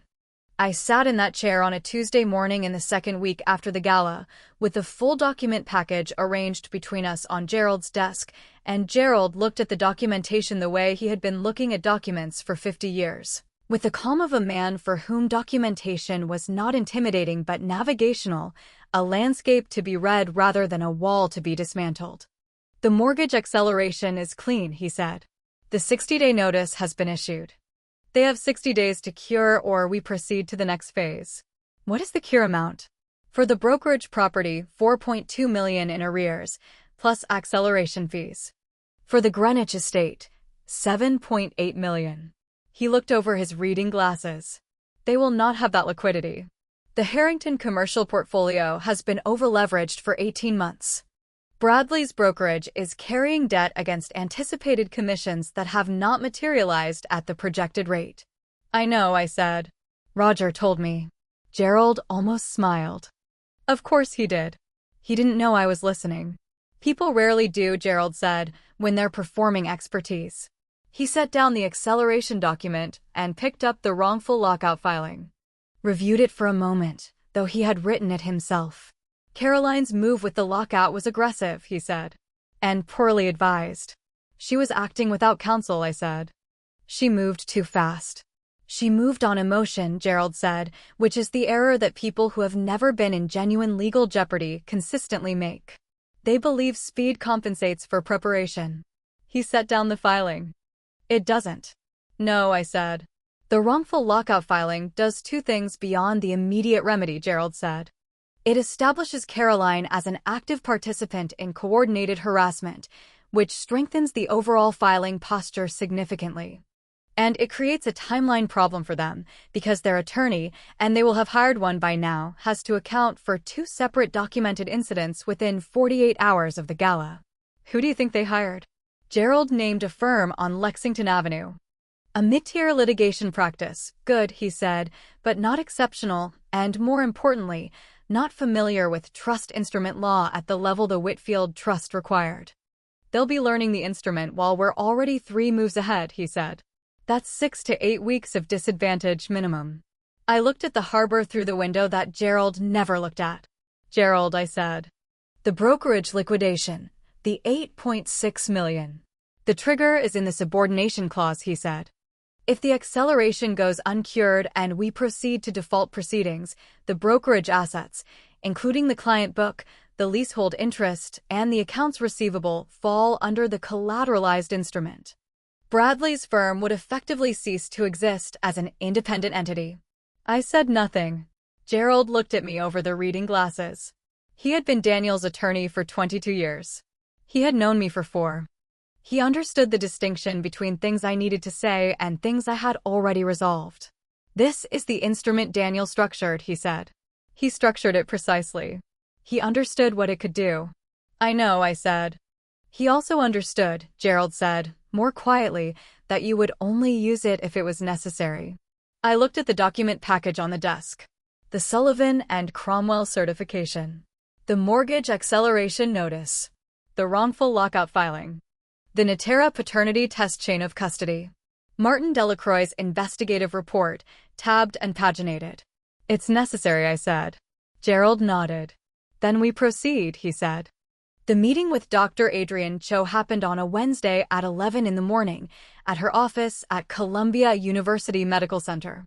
Dr. Cho's office was the organized office of someone who processed large volumes of information daily and had developed systems to manage it, color-coded folders. A whiteboard with the week's patient load in dry erase marker that I had always found oddly comforting, the particular quality of attention she brought to every appointment that made you feel, briefly, like the most important biological fact in the city. She reviewed the Natera documentation with the clinical focus she brought to all documentation, and then she looked at me across the desk. "Is this for the legal proceedings?" "Yes," I said. "I need the chain of custody to be unimpeachable." "It is," she said. "Renata prepared it. It's airtight." "I may need you as an expert witness," I said, "if they contest the result." Dr. Cho set down the documentation and folded her hands, and she said something that I have thought about many times since that Wednesday morning. She said, "Margaret, I have been a maternal-fetal medicine specialist for 17 years. I have seen the full range of what people do to each other around pregnancy. I will testify to everything I have documented, without qualification, for as long as the proceedings require." She said it the way she said everything, with that quality of complete attention, as though this specific thing she was saying to this specific person in this specific moment was the only thing happening in the world. "Thank you," I said. "How are you feeling?" she said, and the shift in register was immediate and complete, from expert witness to physician, the transition so practiced it was seamless. "Physically, very well," I said. "The nausea resolved at 14 weeks. And otherwise?" I thought about it. The apartment. The photograph on the nightstand. The Mark Hotel for one night with a club sandwich and a pot of tea. The text from Gerald. Daniel would have been proud. "Focused," I said. Dr. Cho nodded.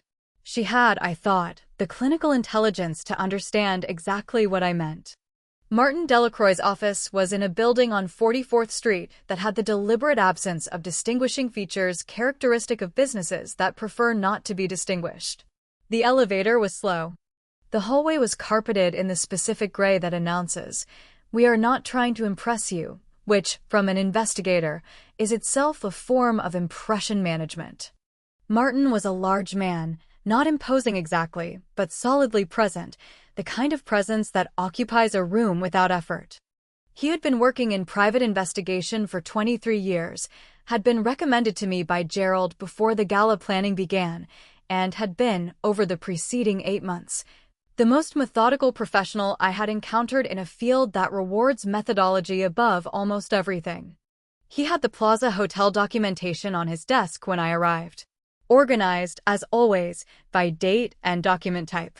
"The keycard logs are clean," he said. The hotel's legal team was cooperative once they understood the nature of the request. He paused. "They've had this situation before." "With the Harringtons?" "With guests who use hotel resources for purposes that subsequently become legally relevant," he said, which was the most diplomatically organized sentence I had heard in weeks. "The chain of custody on the keycard data is documented. Date stamped, authenticated by the hotel's security director. 6 separate occasions. Suite 814. Between April and November." I had known this since December. I had looked at Martin's report on a Thursday morning between a billing audit and a staff meeting, and I had set it down, and I had continued with the billing audit because the billing audit was what the morning required. For months later, sitting in Martin's gray-carpeted office on 44th Street, it still felt the same. Not fresh, not the sharp immediate thing that grief feels like before it becomes something else. Something slower and more structural, like a load-bearing element that has been stressed for a long time and has learned to carry the weight without announcing it. "The cross-reference timeline," Martin said. "Do you want me to walk through it?" "No," I said. "I trust it." "Okay." He closed the folder. "The investigative report is finalized. I'll have the notarized copy to Gerald by Friday." "Thank you." He looked at me with the particular regard of someone who has spent 23 years watching people receive information and has developed, as a result, a careful and non-intrusive form of attention. "Margaret," he said. "I'm fine," I said. He nodded. "I know you are. I want to tell you about the week I worked in the evenings after Mount Sinai, before the final preparations were complete. Not the legal work, Gerald and Martin had that. The other work, the work that no one hires you to do, but that you do anyway, because you have been a hospital billing supervisor for 9 years and you understand that the document that ultimately matters is the one that is complete. I built a binder. A physical binder, 3 inches, cream cover, tabbed. In it, the Sullivan and Cromwell trustee certification. The Natera result with chain of custody. The Delacroix investigative report, full version and executive summary. The Plaza Hotel keycard documentation. The wrongful lockout filing and building management response. The mortgage acceleration notices for both properties, the brokerage and the Greenwich estate, with the timeline of the 60-day cure window. The Roger lease modification with the subordination clause highlighted in the particular yellow that I had been using for document review since my first year at Mount Sinai. I organized the tabs in chronological order of event, not of documentation, so the story the binder told, if you moved through it from front to back, was the story of what had happened in the correct sequence, not the sequence in which I had discovered it. This is a billing discipline. When you are reviewing a claim that has been denied, you do not present the denial first and the service record second. You present the service record, the documented truth of what occurred, and then you present the denial against it so that the denial is understood in the context of what it is denying. The order of information is not neutral. The order of information is an argument. I organized the binder at my desk in the apartment over 3 evenings, with the lamp on and the city going through its evening recalibration outside the window. The first evening I had soup from the Korean restaurant on Lexington that I had been ordering from for 2 years and whose proprietor had, once, when I came in on a night that I had not been able to hide everything from my face, quietly brought me a second portion without charging for it and said nothing about it. The second evening I had the remainder of the soup, cold, because I had forgotten to eat until 10 and cold soup from a good restaurant is better than hot soup from a mediocre one. The third evening I ordered from the same Korean restaurant again, and this time I ate it promptly. On the fourth evening, the binder was complete. I held it on my lap for a moment. 3 inches. Every tab labeled. The complete documented record of 2 years of architecture. Daniel had been a methodical man. His office at Whitfield Pharmaceuticals had been organized with the same logic, chronological by event, not by discovery. Because Daniel had always said that the truth has a native sequence and the best thing you can do for the truth is present it in that sequence without intervention. I set the binder on the desk. I looked at it. Then I picked up my phone and I called Diana Reyes at Bloomberg. We met at a restaurant on 52nd Street. Not the restaurant where I met Gerald, a different one, 3 blocks away.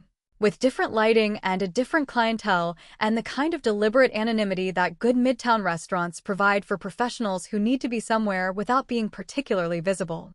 Diana was already there when I arrived, a punctual person, which I had noted at the gala and was now confirming. She was in a blazer the same dark color as the one she had been wearing at table 7, which I later decided was probably just her work uniform and not a deliberate choice, but which I appreciated for its consistency.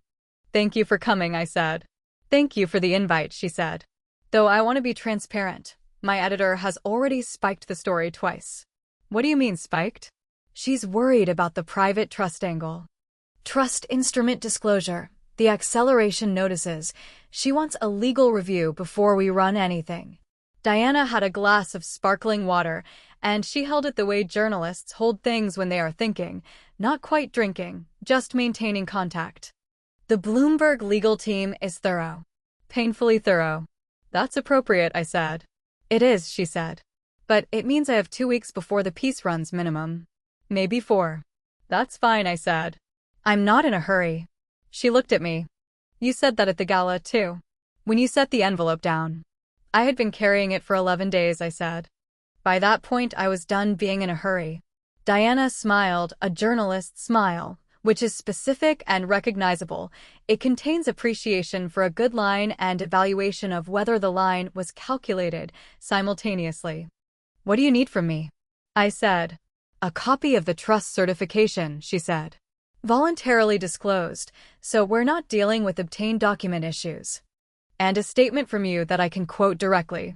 Gerald will review the statement, I said. And he'll provide a certification copy under a disclosure letter that addresses the legal questions your team will have. Sullivan and Cromwell? Yes. She made a note. They know his practice. Most people in this space do, I said. We ordered. I had a bowl of the pho that I had ordered here every 6 months with Gerald, because the restaurant was good and the pho was the best thing on the menu, and I am not someone who consults a menu when I already know what I want. Diana had a noodle dish she chose from the menu in approximately 15 seconds, which I recognized as the behavior of a person who reads menus for information rather than comfort. Can I ask you something? Diana said. Yes. Did you know, when you invited me, that the story was going to be what it was? I considered the question. I knew what was in the envelope, I said. I knew what the acceleration notice meant. I knew the Bloomberg piece would matter to the public record, not for the legal proceedings, those are already documented, but for the business relationships. Bradley's brokerage has partners and clients who will read a Bloomberg story and make decisions based on it. You wanted the reputational consequence separate from the legal one. I wanted the complete consequence, I said. The legal structure handles the financial instruments. The legal structure does not reach what Bradley's colleagues think of him on Monday morning. Diana looked at me for a moment. The journalist's evaluation running. That's the most candid thing a source has ever said to me, she said. I've been told I'm candid, I said. She smiled again, differently this time. Your statement, do you want it on the trust or on everything? On the trust, I said. Everything else is in the legal record. The trust is the public story. We finished dinner. I paid because I had invited her, and that is the convention I was raised with and had not found reason to revise. Outside on 52nd Street, she put on her coat and looked at me in the specific way that journalists look at people they are going to continue dealing with, an assessment that is also a commitment. For weeks, maximum, she said. My editor will have the legal review done by then. I'll have Gerald's disclosure letter to you by Thursday, I said. She nodded. Margaret. Diana. We went in separate directions. The board seat at Whitfield Holdings had been formally inactive since Daniel's death, or rather, it had been held in a kind of productive abeyance, managed by the remaining board members with a proxy arrangement that Gerald had established in the first year. I had attended 3 board meetings since Daniel died, each time by phone, each time listened to rather than spoke. The board was composed of the 3 executives who had been with Daniel from the early years, people who had known the company from distribution to specialty pharmaceutical, who had been present at the acquisition, who understood what the Whitfield name meant in a way that the Harrington family, in their brief and incurious due diligence, had entirely failed to understand. In the 3rd week after the gala, I called an emergency board meeting. I want to be clear about what I was doing. The board meeting was not tactical, or not only tactical. The Whitfield Holdings portfolio included investments in 2 hospital systems, a specialty pharmacy network, and a biotech licensing intermediary. None of these were related to the Harrington situation. I was not using the board as a weapon. I was using the board as the board, which is to say as the governance body of an entity whose trustee had just had her pregnancy publicly denied by her husband in front of 186 people and a Bloomberg reporter, and whose governance responsibilities did not pause for personal circumstances. I called the meeting. I attended in person, in a conference room on Park Avenue where the windows look west and the morning light has that particular quality of being filtered through enough glass and steel that it arrives soft, almost apologetic.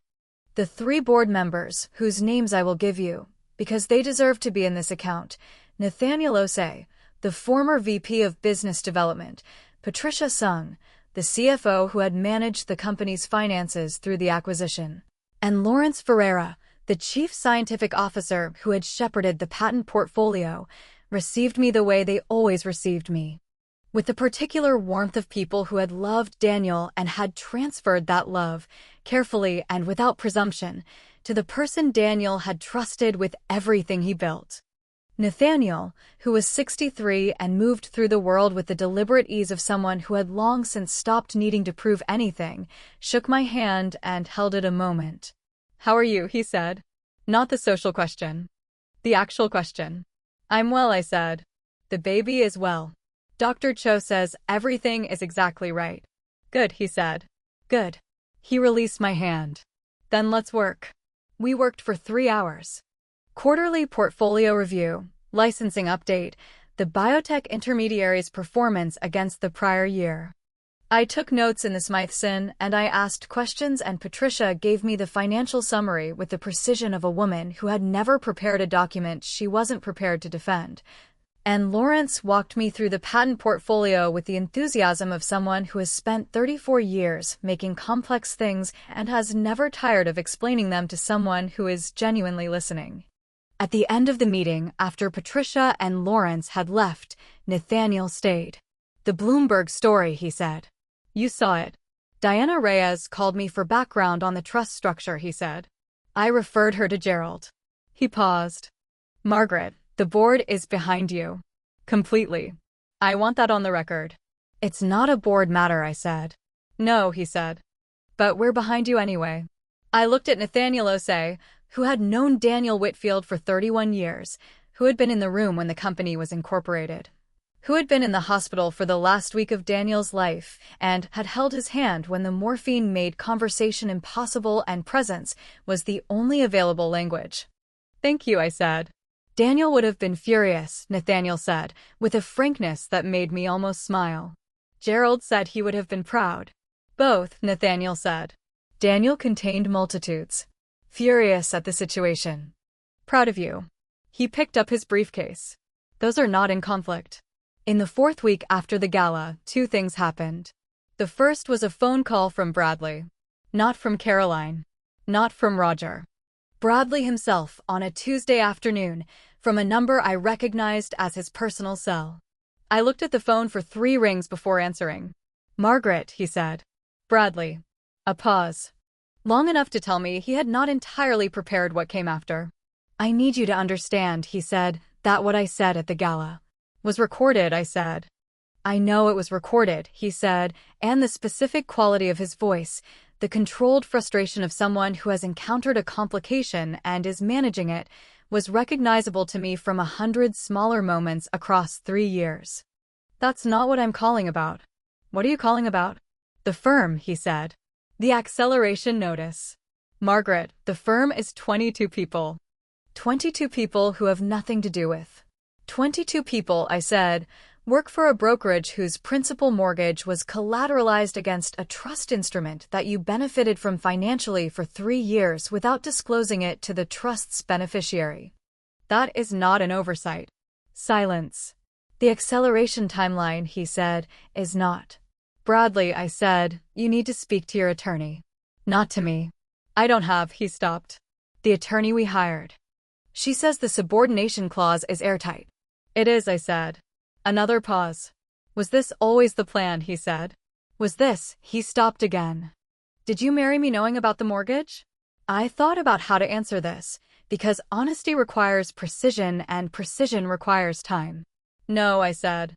I married you because I believed you were a person who could be trusted with knowing me, and I was wrong about that. The mortgage was not a plan. The mortgage was a consequence. He said nothing. Speak to your attorney, I said. Gerald's office will be in touch about next steps. I ended the call. I sat for a moment with the phone in my hand. There had been something in his voice under the controlled frustration that I had recognized from those first 3 months. Not charm. Charm was deliberate. Something smaller. The residue of something that had been genuine before it was overwhelmed by everything that wasn't. I put the phone down. I picked up the Smythson. I did not write anything. I just held it. Then I set it down and went back to work. The second thing that happened in the 4th week was a conversation with Gerald about a document I had not anticipated. Gerald called me on a Thursday afternoon at 4 o'clock with the particular energy he deployed when he had something that required careful delivery. I've been reviewing the trust instrument, he said. Specifically the distribution provisions. The 40% beneficiary allocation, I said. The portion Daniel left to the Whitfield Children's Research Initiative. Yes, Gerald said. Margaret, Daniel included a provision in the instrument that I want to make sure you're aware of. I drafted it at his direction, and I've been waiting for the appropriate moment to raise it. I waited. There is a supplemental beneficiary designation, Gerald said, triggered by the birth of a child of the primary trustee. It's in Section 14, subsection C. Daniel added it in the final revision, the last week of his life. He was very clear about it. I was very still. How much? I said. Gerald told me. A trust instrument, already structured for a child who was not yet conceived when the instrument was revised, in the last week of a dying man's life. Daniel Whitfield, who had been 30 years older than me, who had known he was dying, who had dictated documents from a hospital bed with a mind that remained precise and furious and completely intact, had looked ahead, further ahead than I had looked. Further ahead than I had known he was looking, and he had seen this specific future, or some version of it, and he had provided for it. He knew, I said. He knew I might.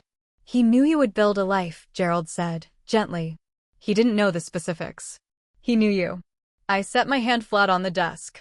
The child, I said. She's protected. Comprehensively, Gerald said. I stayed with that for a moment. Thank you, Gerald, I said. Thank Daniel, he said. The final preparation took 1 week.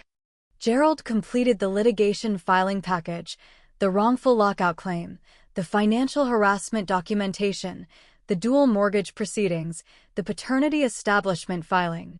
Martin Delacroix delivered the notarized investigative report. Dr. Cho's office provided the expert witness declaration. Diana Reyes received the Sullivan and Cromwell disclosure letter on Thursday, as I had promised. I gave notice to the apartment building on East 68th Street. Not because I was required to, the wrongful lockout claim had fully restored my tenancy rights, but because I did not want to live in that apartment anymore. I had known this since the night I stood in the hallway with the 4 boxes, and I had not known how to know it until the knowing was unavoidable. I found a sublease on the Upper West Side, 2 bedrooms with windows that faced east, because I had always preferred morning light to afternoon light, and it seemed, at this particular juncture, of a reasonable preference to honor. The binder was packed.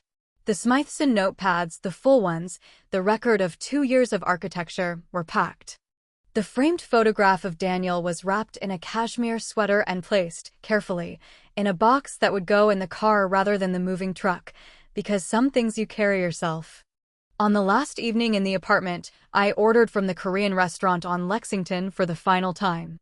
I ate at the desk in the study, with the lamp on, and I looked at the document Gerald had emailed me that afternoon, the consolidated litigation filing, 214 pages, every tab in place, every exhibit authenticated. The Greenwich Estate lien activation was scheduled. The brokerage acceleration had progressed to the formal default notification phase. The Bloomberg piece, Diana had told me that morning, was running in 6 days. I finished the soup. I closed the laptop.